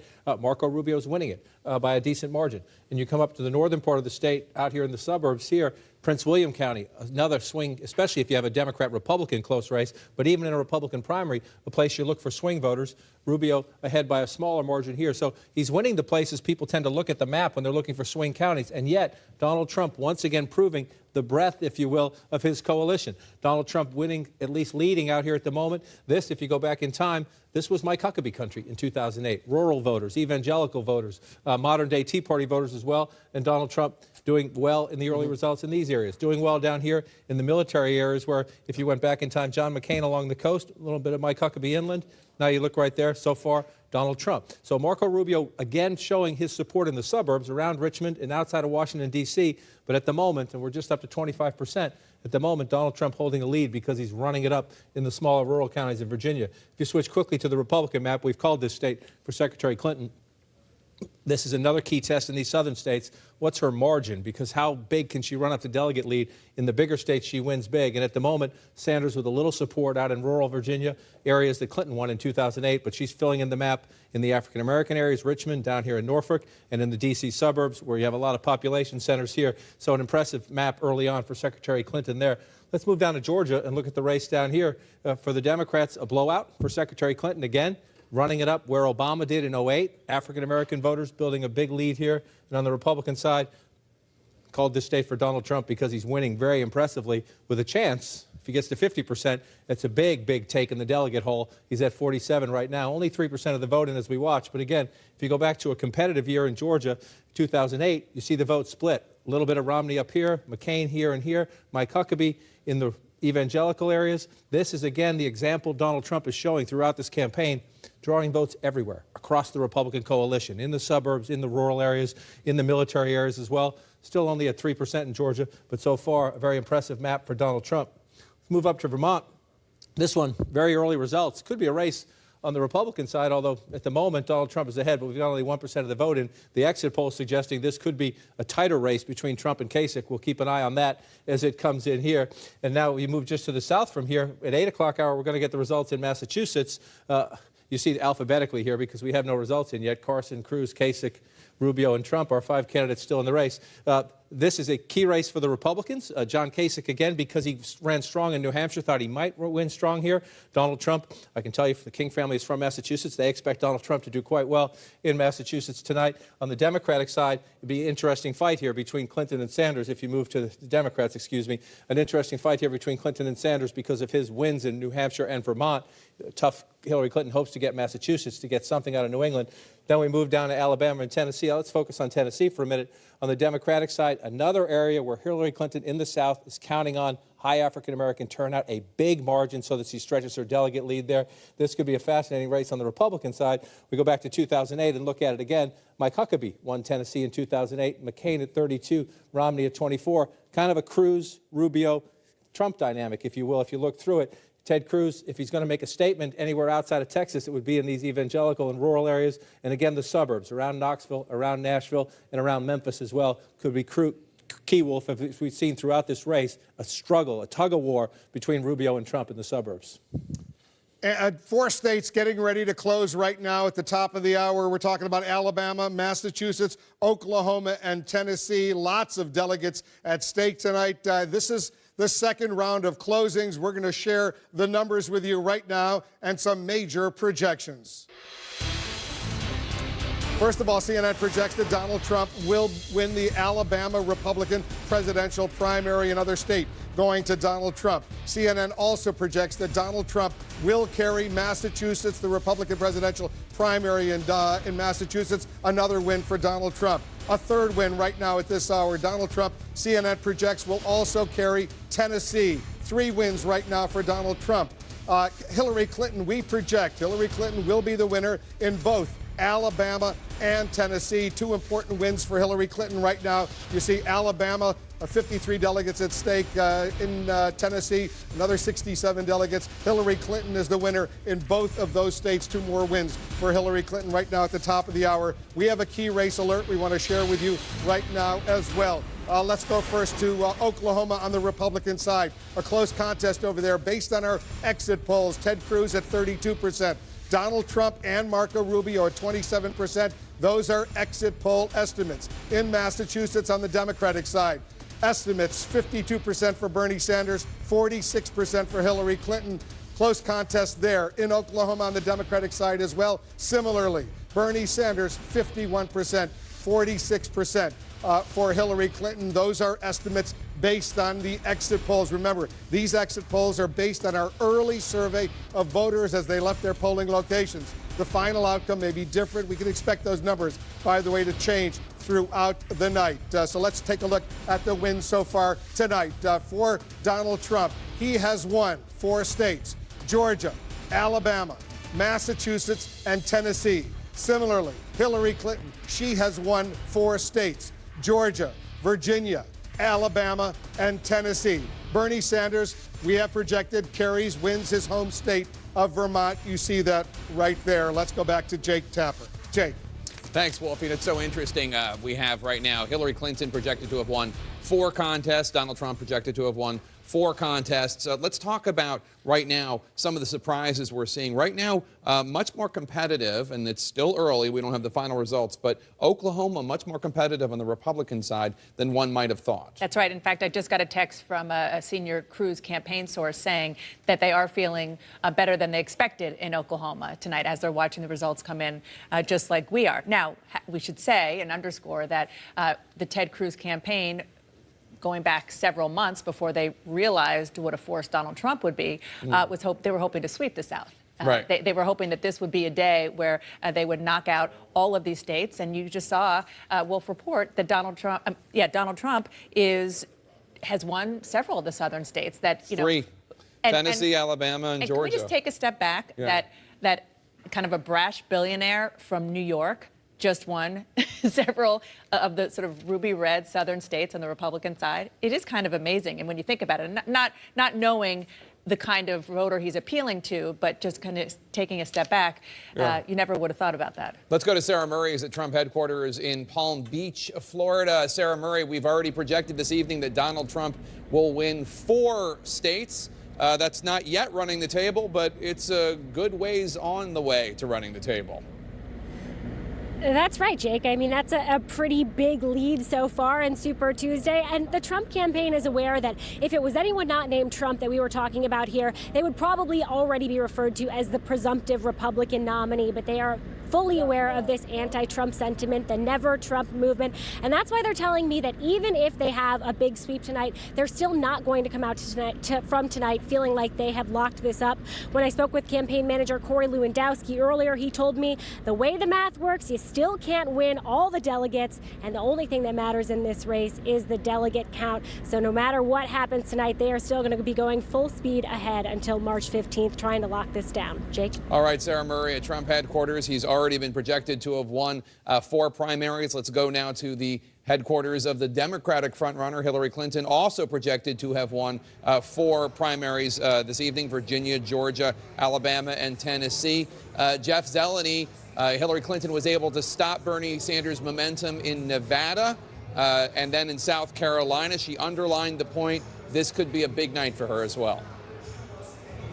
I think there's no doubt about that, Jake. And the Alabama and Tennessee electorates are similar to the South Carolina electorate, and that is something that the campaign was counting on. So now you can add 4 wins to her column already tonight. You could hear the crowd behind me cheering just a few moments ago as Wolf announced those wins. And again, this is part of the fact that Hillary Clinton is doing so much better than 8 years ago, because she's not competing with another candidate for the African American vote, which of course is a core constituency here in those states across the South here. So the Clinton campaign is feeling very good about Alabama and Tennessee. Of course, they're not general election battlegrounds. They are as red of states as you can get, but they still count in this delegate fight here. So going forward, what they're keeping an eye on even closer, Jake, Massachusetts and Oklahoma. Those polls are closed now as well. The Clinton campaign believes that those may be two of their most difficult states tonight. So that's what they're watching even more to see Massachusetts, if Bernie Sanders can have any strength there. But Jake, what's really happening tonight is as Secretary Clinton really begins to speak, probably in the next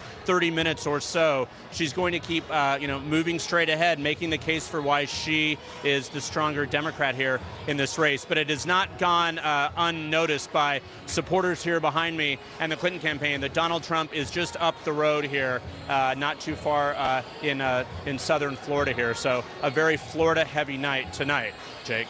All right, Jeff Zellinger, let's bring in our political director, David Chalian, who could shed some light onto how Donald Trump has been able to bring about this string of victories this evening. And David, we'll get to Massachusetts in a second, because that's going to be interesting to dissect. But let's talk about the southern states right now. Donald Trump being declared or projected the victor in Alabama, Tennessee, and Georgia. How did he do it?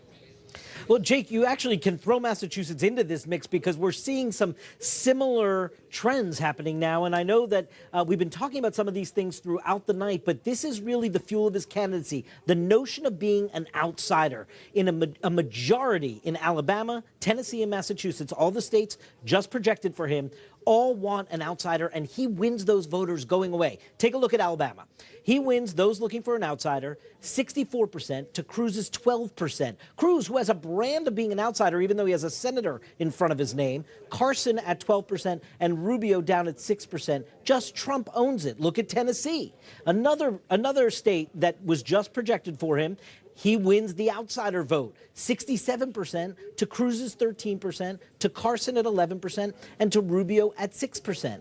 And in Massachusetts, up there in the Northeast, same story, even a bigger margin. Trump wins 72% of these voters. Kasich wins 8% of them. Ted Cruz wins 8%, and Carson wins 5%. Jake and Dana, remember, in all three of those states, with those huge margins that Trump wins those voters by, those voters made up a majority of the electorate in each of those states. That is what is fueling this, is that he is not from inside the political establishment. So fascinating, David Chalian. And Dana, all of the candidates, and I think we can agree this is probably one of the most impressive array of Republican presidential candidates that we've had running at the same time, just in terms of their CV. Right. All of them, except for Donald Trump and a couple others, running as guys who know how to make the system work, establishment politicians. Jeb can fix it. And that's not where the Republican electorate is? Exactly. It's not where the Republican electorate is. If you have a gov or a senator or a former in front of your name, no thank you. The only person who's coming close is Ted Cruz, because he has been in Washington, hasn't been there very long, and because he's always been kind of the outsider. But what I think is really fascinating, first of all, just again taking a step back here, Donald Trump won the Republican primary in Massachusetts and Georgia. Can you imagine two different electorates, even within the Republican Party? It shows the breadth of his support. But as this is going on, I just got some reporting that there was a call among people who are trying to grow an anti-Trump super PAC because they see this train going super fast. And Tim Miller, the former communications director for Jeb Bush, has now signed on to this super PAC. There was a call among a lot of donors. Not a lot of not a lot of them committed, I'm told, but they have a plan and they've sold it hard to a lot of donors who are not yet committed, but they're hoping they will be. Well, it's interesting that they're doing that. I'm wondering why now? Why not wait until the Trump inauguration? It seems I sense a little sarcasm, Jake. Well, it just seems a little late in the process, Anderson. Yeah. Perfect timing. Jake, Dana, thanks very much. Jeffrey Lord, you're just joining us. I mean, it's so fascinating, the contrast between the Republican side and the Democratic side. Republicans wanting an outsider, on the Democratic side looking for experience, pointing to Hillary Clinton, but certainly shaping up so far to be a very good night for your candidate. Absolutely. You know, one of the things I find fascinating in listening to Dana and Jake, I see the line on CNN on occasion that Donald Trump is executing, quote-unquote, hostile takeover, which is exactly the way this is viewed of the Republican Party. Exactly. Only in the Republican Party could you have the base of the party wanting to exert its will, and that is being called a hostile takeover. This is the lifeblood of the Republican Party and the conservative movement. And they are saying this is what they want. And you get a bunch of consultants and major donors who are clustered in power centers here or there saying, oh, no, you've taken it away from us and we want it back. When you hear, Jake, Dana talking about donors having this conference call, talking about building a super PAC to go after Donald Trump, does it concern you at all? I hope they do it, to be perfectly candid. I mean, you know. You think it only just adds to Donald Trump? Oh, absolutely. I mean, I'm waiting for Governor Romney to endorse Marco Rubio. I mean, please help.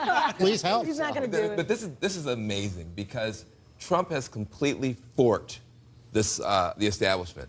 If they stand down and do nothing, he wins. If they attack him, he wins.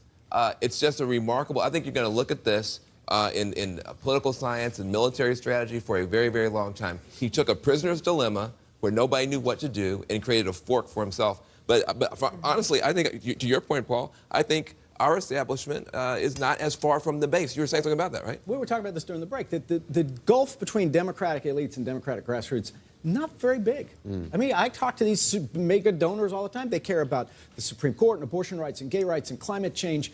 So do the grassroots Democrats. The gulf in the Republican Party between their grassroots and their elites is a chasm. And Donald Trump saw that, and the rest of the elites did not. Well, and it's also just amazing the speed at which the conservative base has abandoned their commitment to purity, which has really defined them over the past 8 years. You mean like ideological purity? Yeah, I mean, just as recently as the 2014 midterm elections. I mean, the 2010 midterm elections, which birthed, Rand Paul, Ted Cruz, and saw John Boehner's departure, right? That's because the conservative base was so committed to purity, whether that's muscular Christianity, constitutional strictness. I mean, that defined my party for the past 8 years.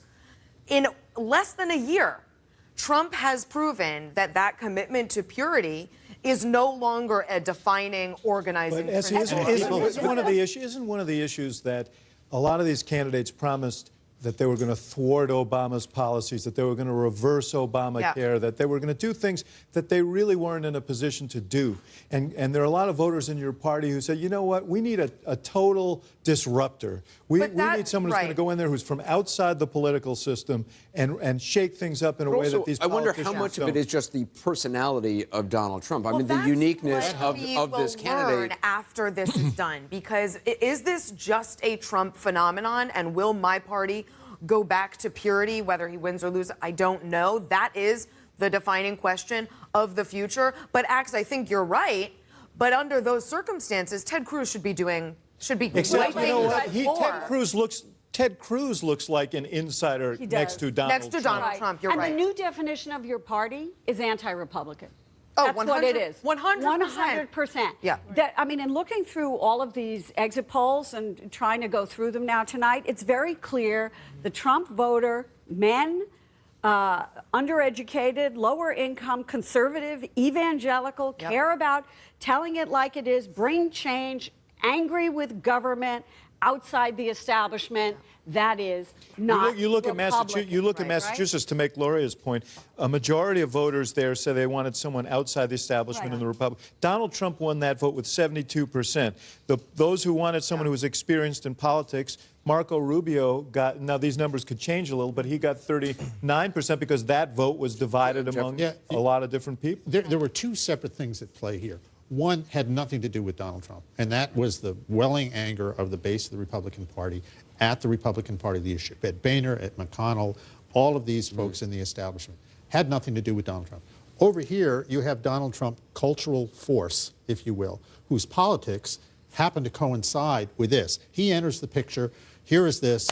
Bam, you get this mammoth explosion here, which they didn't take him seriously, and now they're paying for it. How much do you think Donald Trump saw that anger ahead of time, or did he announce and then sort of start to, I mean, he clearly has an instinct, a political instinct, or an ability to read a crowd, or read stuff. I mean, how much do you think was pre-planned? He saw it ahead of time? How much was just sensing it out? They're Well, laughing. I saw his announcement. He didn't exactly ease into the bathtub. He had a pretty angry announcement. Fair enough. Good point. He's a pure instinct player, and then he saw what worked.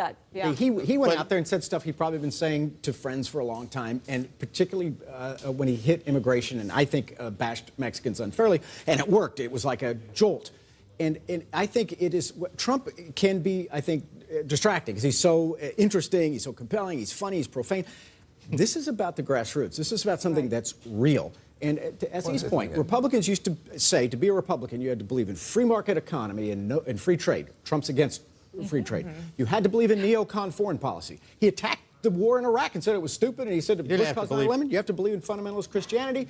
Trump can name 2 Corinthians and then he stops. Let's go back to Wolf. All right, guys, thanks very much. We're about to hear from Donald Trump. He's getting ready to address some of his followers in Palm Beach, also answer reporters' questions. We're also going to be hearing shortly from Hillary Clinton. Both have won several states right now. We have a key race alert right now to update you on what's going on. Take a look at this. In Vermont, first of all, only 2% of the vote is in on the Republican side. Trump is ahead, 36.4%. 25% for John Kasich, the Ohio governor, 19% for Marco Rubio, 16 delegates at stake in Vermont. In Virginia, on the Republican side, Donald Trump is ahead with 36.8%, 30.5% for Marco Rubio, only 16.9% for Ted Cruz, 49 delegates at stake in Virginia. Oklahoma right now, there's a close battle underway with 2% of the vote in very, very early, but Donald Trump is ahead 36.2%, Ted Cruz 29.6%, Marco Rubio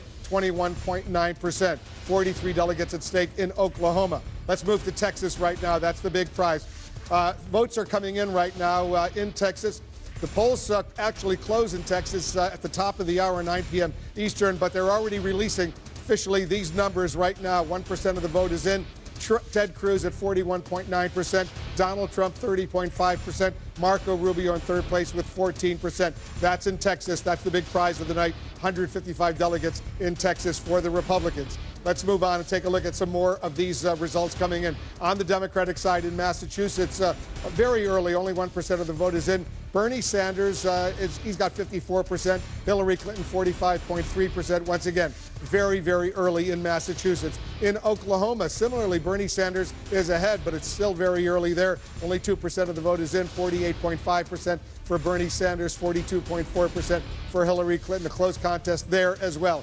In Texas, we're getting these results in. Polls still are open in parts of Texas, but right now with 5% of the vote counted, 67.8% for Hillary Clinton, 31.2% for Bernie Sanders. Let's go over to John King, who's taking a closer look. I guess you got Texas up there right now. She's doing well, but only 5% of the vote is in. Just tracking you as you're going through some of the early results. Only 5% of the vote. This is what, again, across the South and all the way over to Texas, this is what Hillary Clinton is looking for tonight in the states with the big delegate baskets. She wants to win by a convincing margin to run up a delegate lead. You see Oklahoma to the north. Bernie Sanders has the early lead there, just 3% of the vote. And this is one of the states where Bernie Sanders focused on, targeted on. It's one of his top Super Tuesday targets. You pull out to the broader map, you see Secretary Clinton filling in. She expected to win, and she's looking for healthy margins in Virginia. That's a healthy margin, 63%.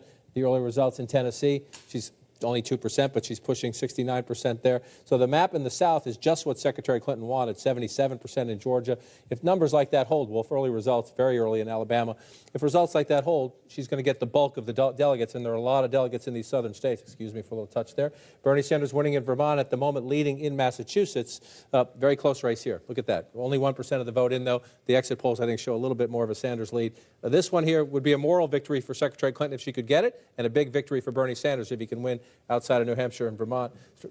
He'll have his claim on New England, if you will. The Republican race, map is filling in much as Donald Trump would like it to fill in. There's a conversation among conservatives right now online that maybe the margins are a little smaller. Maybe there's some proof in these results that the attacks are working on Donald Trump and keep them going. That's the conversation they're having. Well, the map is filling in for victories for Donald Trump, which means he's going to get the bulk of the delegates. As you noted, early results in Texas, they're still voting out here. The polls don't close out here until the top of the hour. Early results in Texas are a Ted Cruz lead. He very much needs to have that Virginia? So that Ted Cruz wants to make the case he's beat Donald Trump twice. Virginia is fascinating when you look at this map.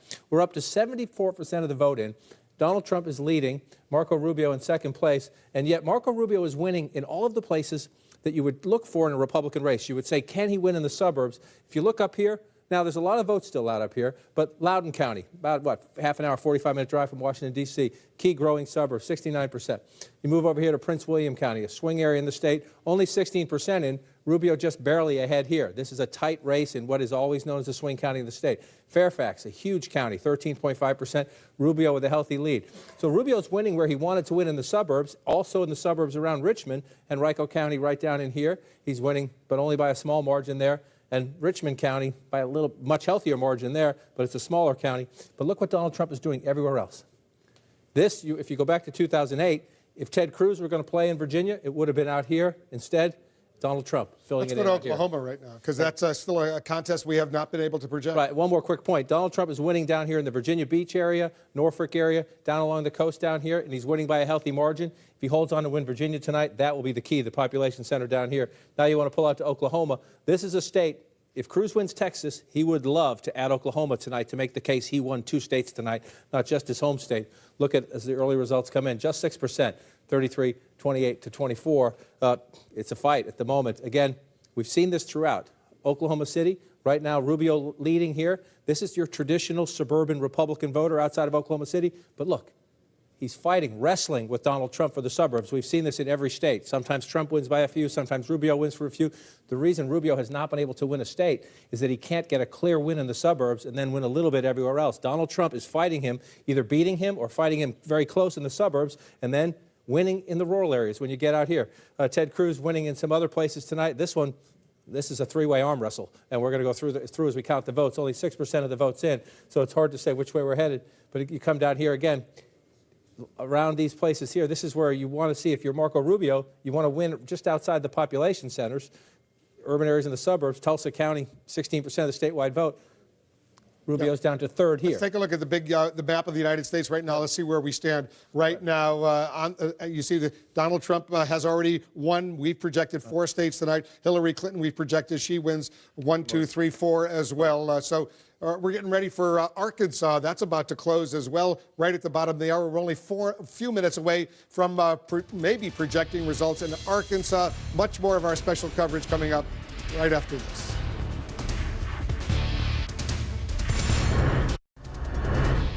All right, here's where we stand right now. Hillary Clinton has won 4 states. Donald Trump has won 4 states. Donald Trump has won Georgia, Alabama, Massachusetts, and Tennessee. We have projected that already. Hillary Clinton has won Georgia, Virginia, Alabama, and Tennessee. We have projected that as well. Bernie Sanders has won his home state of Vermont. We've projected that. Here's a key race alert. Here's where we stand right now in Vermont.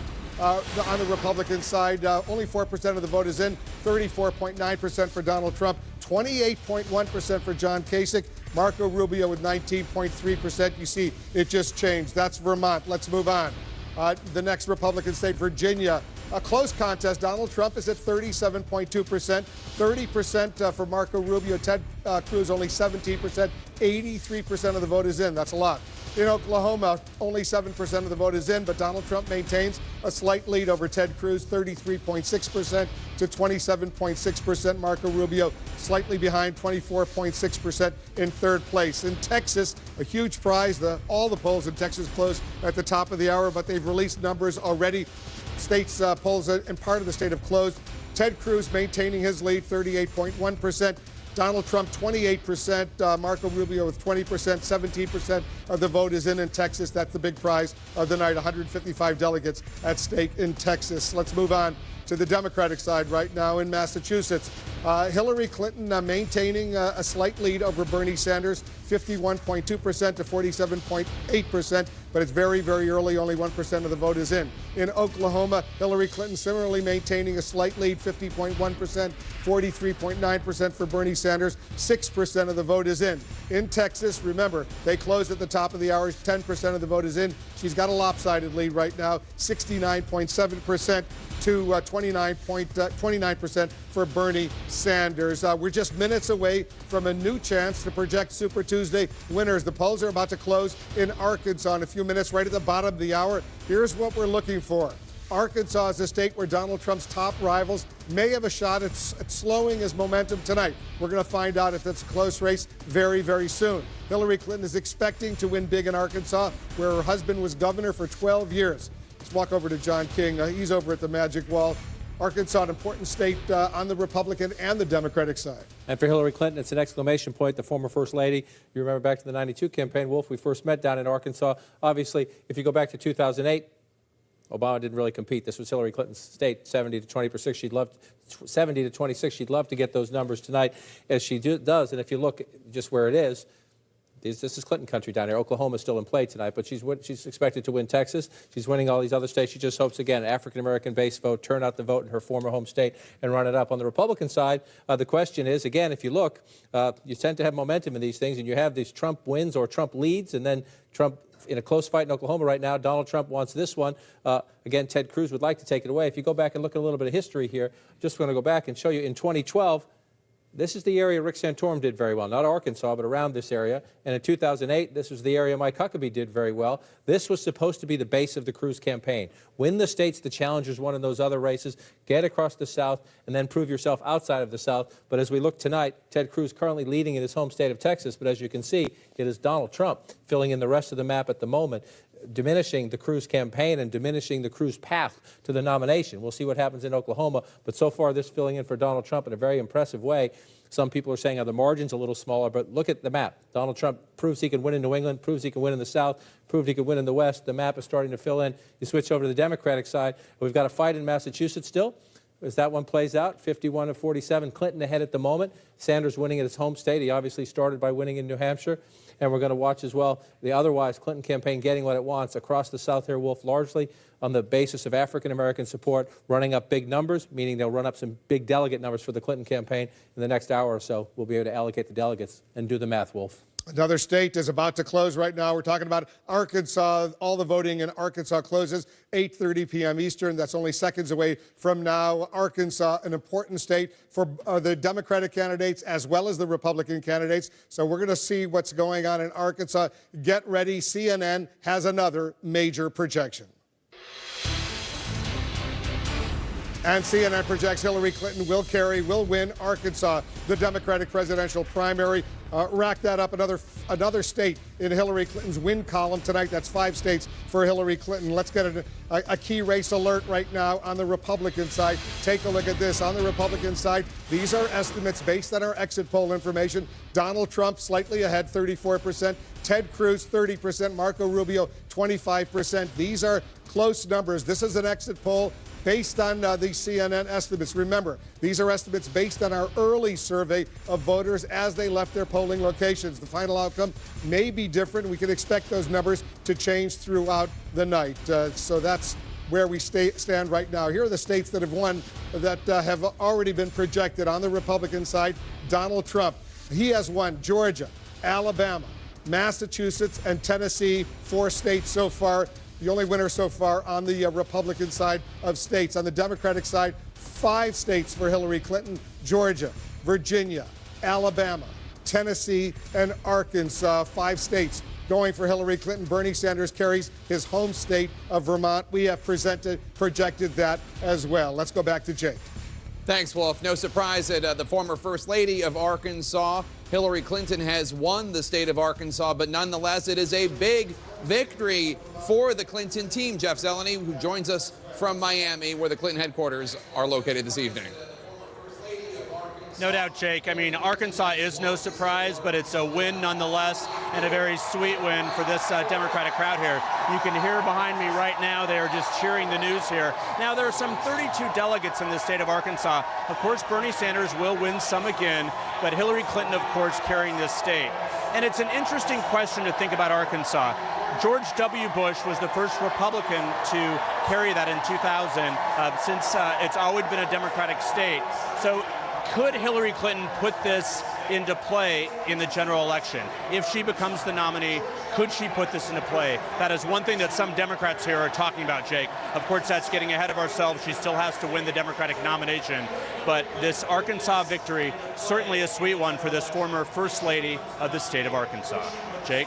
All right, Jeff Zeleny at Clinton campaign headquarters with her 5th projected win of the evening. And as you noted, it is remarkable that of the two, Ted Cruz and Hillary Clinton, who months ago both were talking about how they had this firewall of southern states. That's right. Hillary Clinton's firewall seems to be holding up. Ted Cruz, not so much. And not only that, the competition is from a brash man from Queens, New York. I know. It is kind of remarkable. But, you know, I think what Hillary Clinton's wins across the South also really illustrates is the divide within the Democratic Party for these two candidates, that she really is getting out the African-American vote. We've seen that in contests leading up to today, and he is doing better in white states. It's right. It's just the bottom line. And as you pointed out a couple of nights ago, the Sanders people say, well, that's really well and good, Hillary Clinton, that you're winning Arkansas in the Democratic primary, but show me Arkansas in the general election, right, and then we'll talk.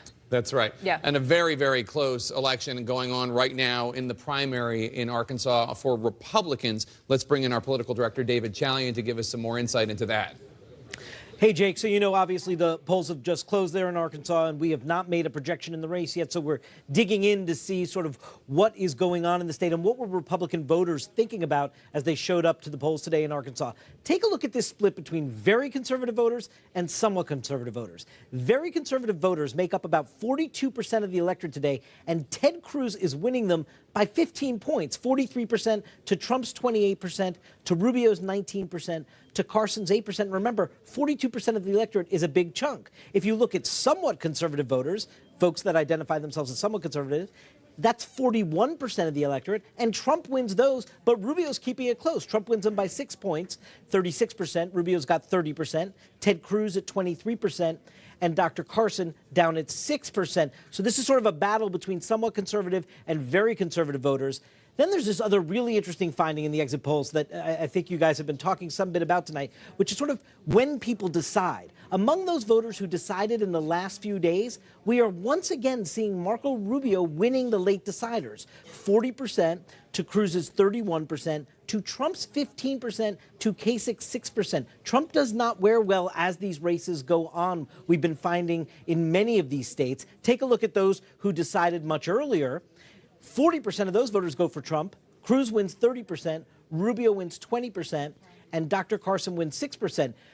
What is of great news to Donald Trump is that there are many more earlier deciders in the race tonight than there are late deciders. But that late decider window in this state, about 22% of the electorate, is something to watch going forward in all of these states to see if these attacks by Marco Rubio are having impact. He seems to be winning these late deciders. Interesting. Late deciders once again in Arkansas going for Marco Rubio, and very conservative voters going for Ted Cruz. But still, will that be enough in order for Donald Trump to not be the victor in Arkansas and the Republican primary, Anderson? Yeah, and that's certainly a trend we saw in Nevada, late deciders going for Marco Rubio.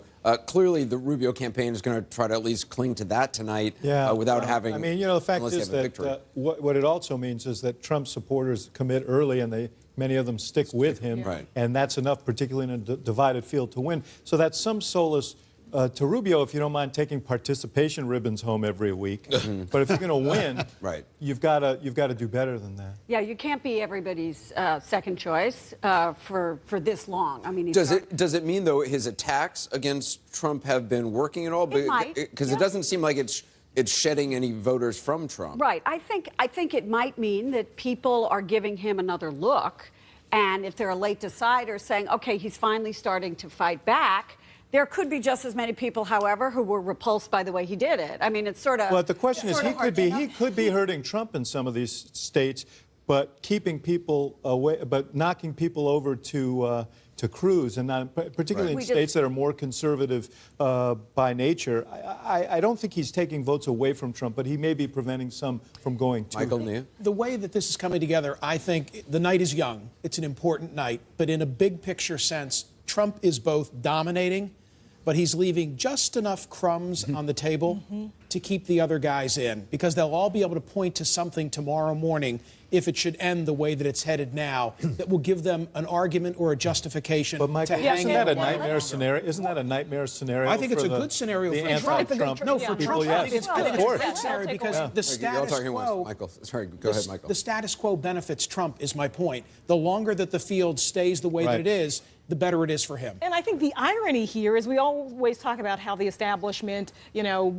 caught on to Trump too late, and they're now trying to defeat him. The thing is, this whole contest was designed to defeat Donald Trump and to benefit Jeb Bush, to benefit Marco Rubio. They designed the calendar to stop an insurgent candidate because they never imagined a candidate like Trump, who really is a unifying force in this party at this point. He's the one that's doing so well across the board. Well, here's the thing. March 15th, they go to their winner-take-all rules in some states, and if the field doesn't shrink down, then, that's going to benefit Donald Trump. Right. And there's no, it doesn't look like it will. There's no justification. There's no reason. I mean, Ted Cruz is not, depending on how he does in Texas tonight, he's not like, if he wins, certainly he's not going to pull out. Marco Rubio certainly doesn't seem to be. John Kasich, Rubio will point to yesterday. close margin in Virginia. Ted Cruz is going to point to Oklahoma. John Kasich is going to say Ohio is still to come. Marco Rubio is not going home till he notches at least one victory. I mean, he hopes and in even Florida. Ben Carson looks like he's going to all the stay. anti-Trump ads you want to run, but until you have another horse to go against Trump, it's not going to make any. And let us not forget that, as he said last week, Ben Carson is not going anywhere. Right, exactly. Right. And John Kasich is not going It's also not clear that any of these horses are fast enough to beat Donald Trump. In multiple senses, Ben Carson's not going anywhere. Is that what you mean, Paul Begala? But this is how politicians are wired.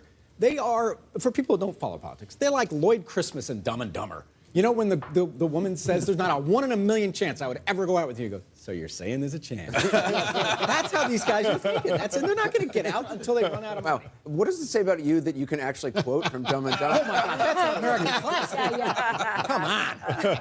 Wow. Okay. That's the story of my life. One of the things I find remarkable tonight is that we're giving headlines to Ted Cruz for winning Texas, Hillary Clinton for winning Arkansas, and Bernie Sanders winning Florida or Vermont. I mean, hello, if you can't win your own state, I mean, how are you going to go anywhere else? And we're going to get the same headlines. I mean, if Marco Rubio wins Florida, and he's way behind in the polls there, or John Kasich wins Ohio, you're supposed to. You're the governor of Ohio, for heaven's sakes.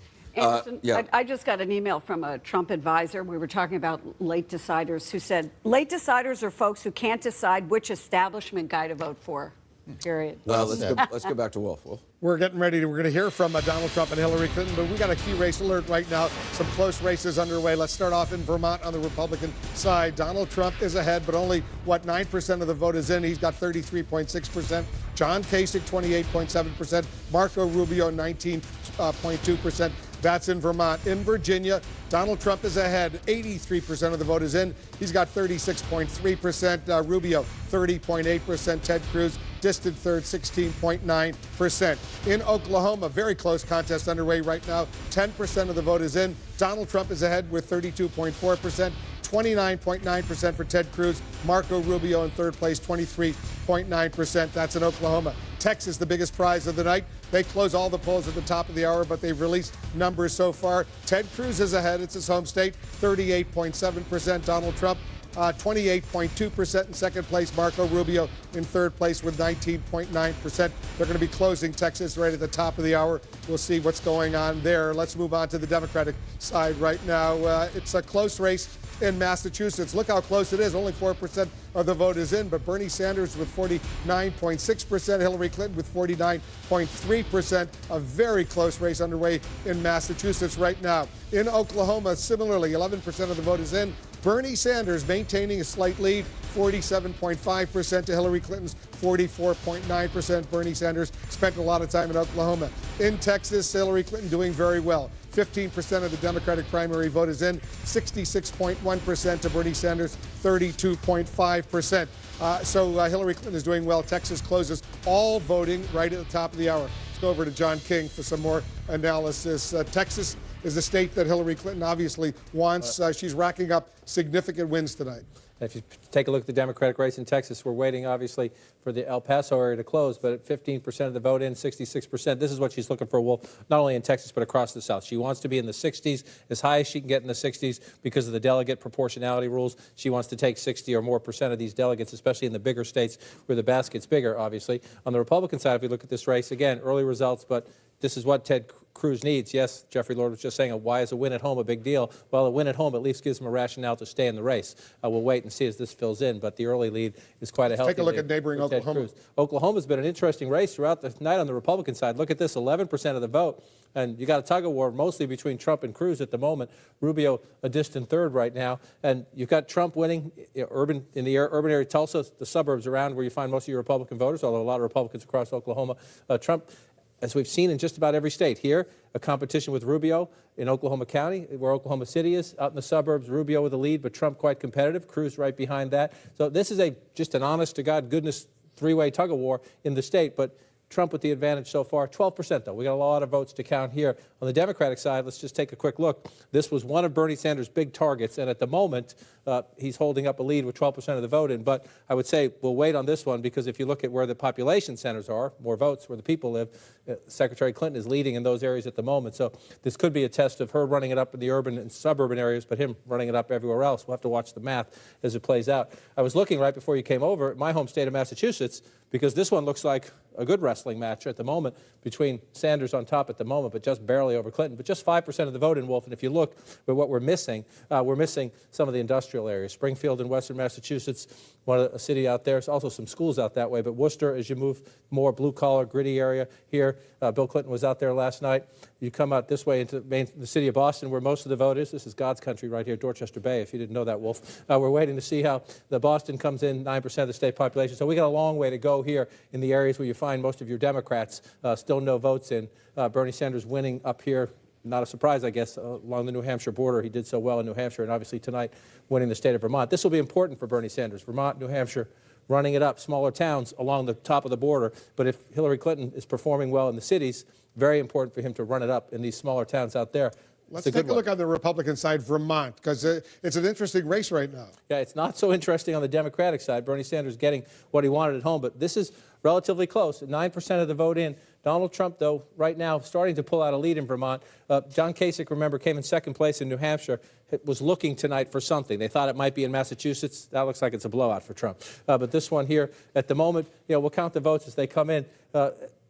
It's just a close race. A little bit of Rubio here, but mostly Trump Kasich slugging this one out. Only 9%. Vermont traditionally counts slow, so we're just going to have to wait for these ones to come in. Trump slightly ahead with only 9% of the vote in Vermont. All right, John, stand by. We're going to get right back to you. We're going to go back to Jake and Dana for some more analysis. Close races, but Hillary Clinton, you got to give her credit. She's won several states, and Donald Trump has won several states. Bernie Sanders has won his home state of Vermont. Yeah, Donald Trump, if you look at the numbers coming in, it looks like it's entirely possible he could win up to 10 contests this evening, maybe even more, who knows. And Dana, we were talking before about the effort by some Republican establishment figures and big money people to stop Trump with this super PAC. Tell us more. You have some breaking news on that. That's right. And as this is going on, as people are watching what seemed to be inevitable, that Donald Trump was going to do well, especially in states that nobody expected a few months ago, there was a call tonight by an anti-Trump super PAC trying to get more donors on board. And Jake, you asked me a little bit earlier, why now, which is the obvious question, because it's a right? little late. It's a little late. It's a little late. And what I was told by somebody who was on this call tonight is that they tried to get donors. They tried to get people on board after they felt that they did a pretty good job against Donald Trump on the air in Iowa. He didn't win Iowa, but he won everything after that. But they couldn't get donors on board. Now that everybody can see what is happening, anybody who doesn't understand it is probably living under a rock. They were able to get a group of, again, about 50 donors, people who were supporting Chris Christie, Jeb Bush, Scott Walker, and others on this call tonight. They didn't get firm commitments, but a lot of interest. And a plan was presented on how they feel that they can still stop Donald Trump. But even the people who I'm talking to who are involved in this effort realize it is going to take nothing short of a miracle to do that because it is so late. It's very late, and of course, even if they get $100 million to do it, Anderson, nobody has yet found the silver bullet. No one knows how to take down Donald Trump. Right, there's no evidence that there is a way at this point. Paul Begala, I mean, you work for a pro-Hillary Clinton super PAC. You know about how super PACs work. I mean, does this surprise you? Do you think it actually can work? I think Jeffrey said this, and he's exactly right. It's going to help Mr. Trump. Dana is the best in the business, so she has good sources. But I wonder if there aren't plants, secret plants from Lordland to help Donald Trump. Lordland. I personally am kicking in a buck to this fund. Exactly. No question. Challenging all night has been giving us the polling results. Republicans hate the establishment. You know, Bernie Sanders says feel the burn. Donald Trump says burn it to the ground. And then spit in the ashes. And the establishment is still saying, oh, we'll super PAC him? Do you think, Jeffrey? Do you think it's nuts? That's absolutely right. It is totally nuts. And I mean, when you look, I mean, I have never seen this kind of cluelessness in the time that I've been in politics. I mean, you're not a Democrat. These people are wandering around. They have no idea what they're doing. They have no idea of the emotions and the thoughts. I mean, when I'm talking to regular folks out there, I mean, this is explosive stuff. I think it's interesting, though, and we were talking before, trying to figure out what is this glue. Essie did a great job of laying out how every single part and bastion of the Republican Party has essentially abandoned the fort to join Donald Trump. And I think there's a fear that we have there's some very dark emotions there. We got another projection. Let's go to Wolf. We got another major projection right now, another major win. Let's take a look. CNN has this projection. Donald Trump, we project, as the winner in the Virginia Republican presidential primary. This is his 5th win of the night. He's the only Republican so far with wins. Let's take a look at the actual votes coming in from Virginia right now. These are votes that have already been counted. You see Donald Trump way ahead. 84% of the vote is in. He's got 35.9% to 31.1% from Marco Rubio, 16.9% for Ted Cruz. But we have projected now Virginia. Virginia goes to Donald Trump. Let's take a look at the states that have been won right now by both of these candidates, all 3 of them, in fact. Trump wins Georgia, Alabama, Massachusetts, Tennessee, and now Virginia, 5 states. Hillary Clinton wins Georgia, Virginia, Alabama, Tennessee, and Arkansas, 5 states. Bernie Sanders, he wins his home state of Vermont. So 5 states for Donald Trump, 5 states for Hillary Clinton, 1 state for Bernie Sanders so far. Anderson. And we're waiting to hear from Hillary Clinton and as well, of course, as Donald Trump. We're obviously going to bring you their comments live. But I guess if you're in the Rubio camp, you're looking for some small something to hold on to. His second place showing in Virginia. Not so much. Well, relatively close to Donald Trump. You'll get some. Look, maybe that's their idea. The silver bullet. He's the silver guy. He comes in second all the time. I think Virginia's a bellwether. This is really good for Donald Trump. Right. The Republican establishment lives in Northern Virginia. That is where they reside. Cross the bridge. Yes. And that's where Rubio. That's the one place where Rubio tonight has rolled up really big numbers. Exactly. So Rubio did well with the establishment, but rural Virginia, Donald Trump, a very important win for him tonight, which I think tells you what's going on for the rest of the evening. I really think you look at it and you say, Marco Rubio had a shot there. Second place, he'll get a bunch of delegates, and that's good for him. But it was an opportunity for him that he couldn't quite make happen. But not a surprise. I mean, nobody went into this thinking Rubio was going to win any place tonight. Right. I mean, look, right. Well, Rubio and Kasich wanted to make inroads in Virginia with delegates, and they might well do that. But I think doing well in Virginia means that the rest of the night, as we've seen so far, is going to be very good for Donald Trump. The big question, of course, remains Texas and where that breaks out. That's right. I don't want to jump ahead to the general election, but the one thing that was interesting about Virginia was it is a swing state, or it has been, and this is one place where when people were asked would they be satisfied with their choice, Donald Trump didn't do as well as Marco Rubio. Donald Trump didn't even get a majority, at least in the exit polls, on that particular question, and that may bode some problems for him when down you the think line. about this, since you're on the general election, when you think of a general election between a Donald Trump and a Hillary Clinton, I mean, is it just going to be scorched earth? Is it going to be just like you've got two like candidates who are highly unpopular, Mm-hmm. and I think that Hillary Clinton may see Donald Trump as her greatest gift, and he may see her the same way. I think you're going to see very, very harsh language, harsh commercials. I don't think this is. It's going to be ugly. Keep your kids they're gonna be away out from to the destroy TV. each is other. what Yeah, I it's think. going to be like, I mean, you know that Looney Tunes character, the Tasmanian Devil? I mean, that's kind of... Hillary Clinton now going to at her headquarters there in Miami, Florida. She's just about to appear. Let's listen in to the crowd reception and her speech.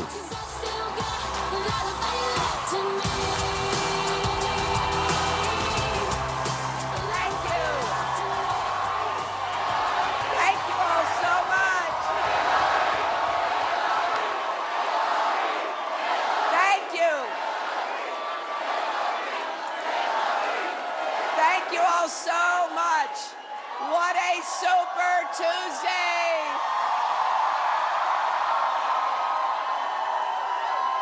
You know, all across our country today, Democrats voted to break down barriers so we can all rise together. And I am so delighted to be here with you in Florida.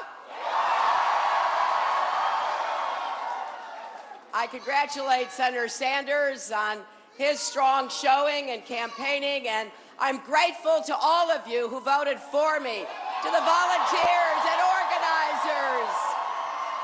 I know you've worked your hearts out, and to all my friends, many of a lifetime who traveled to all the states to tell people about the candidate they knew, and to the hundreds of thousands of people who went to HillaryClinton.com to give what they could, most less than $100. Now this campaign moves forward to the Crescent City, the Motor City, and beyond. We're going to work for every vote, and we will need all of you to keep volunteering, contributing, doing everything you can, talking to your friends and neighbors, because this country belongs to all of us, not just those at the top. Not just to people who look one way, worship one way, or even think one way. America prospers when we all prosper. America is strong when we're all strong. And we know we've got work to do. But that work is not to make America great again. America never stopped being great.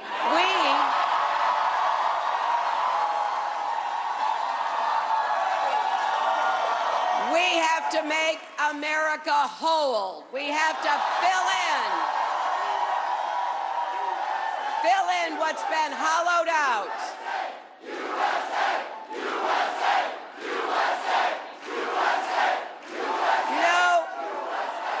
We have to make strong the broken places, restitch the bonds of trust and respect across our country. Now, it might be unusual, as I've said before, for a presidential candidate to say this, but I'm going to keep saying it. I believe what we need in America today is more love and kindness.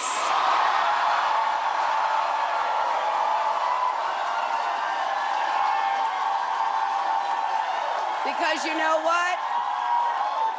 You know what? It works. Instead of building walls, we're going to break down barriers and build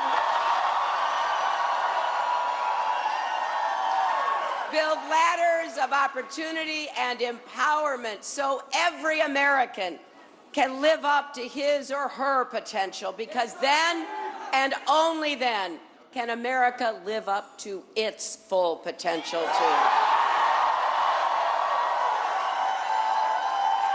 Now, it's clear tonight that the stakes in this election have never been higher, and the rhetoric we're hearing on the other side has never been lower. Trying to divide America between us and them is wrong, and we're not going to let it work.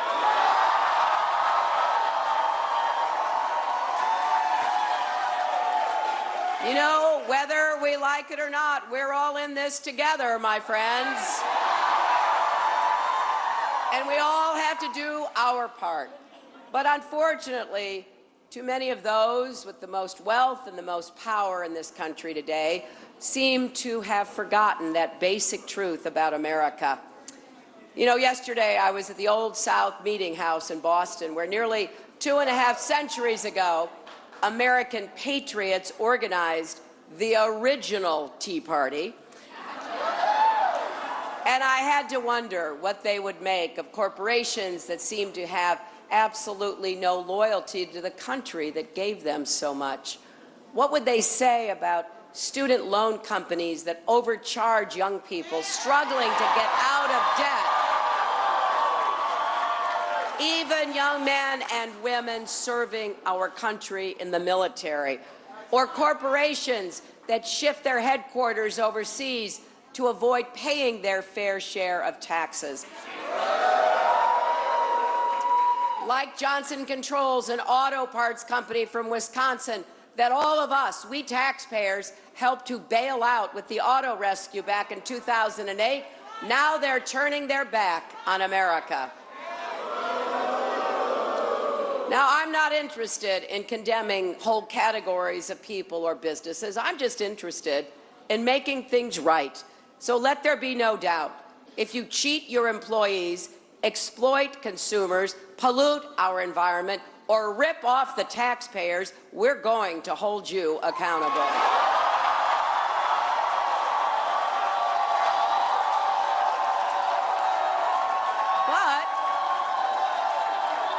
But if you do the right thing, if you invest in your workers and in America's future, then we'll stand with you.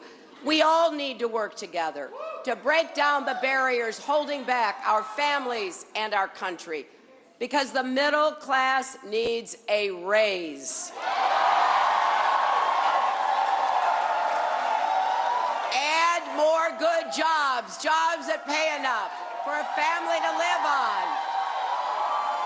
Even put a little away for retirement, jobs that provide dignity and a bright future. That's why we have to invest in manufacturing and infrastructure and small business and clean energy. Enough clean energy to power every home in America.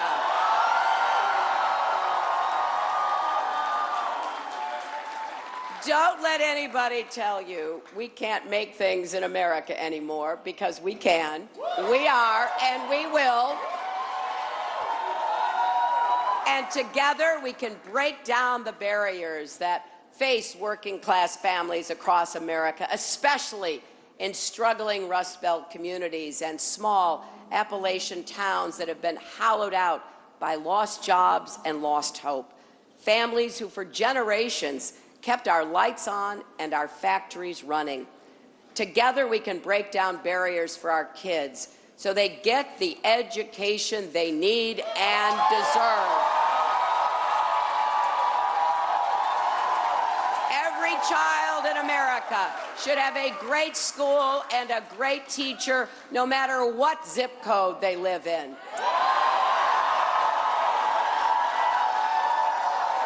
Together, we can break down barriers for women and finally guarantee equal pay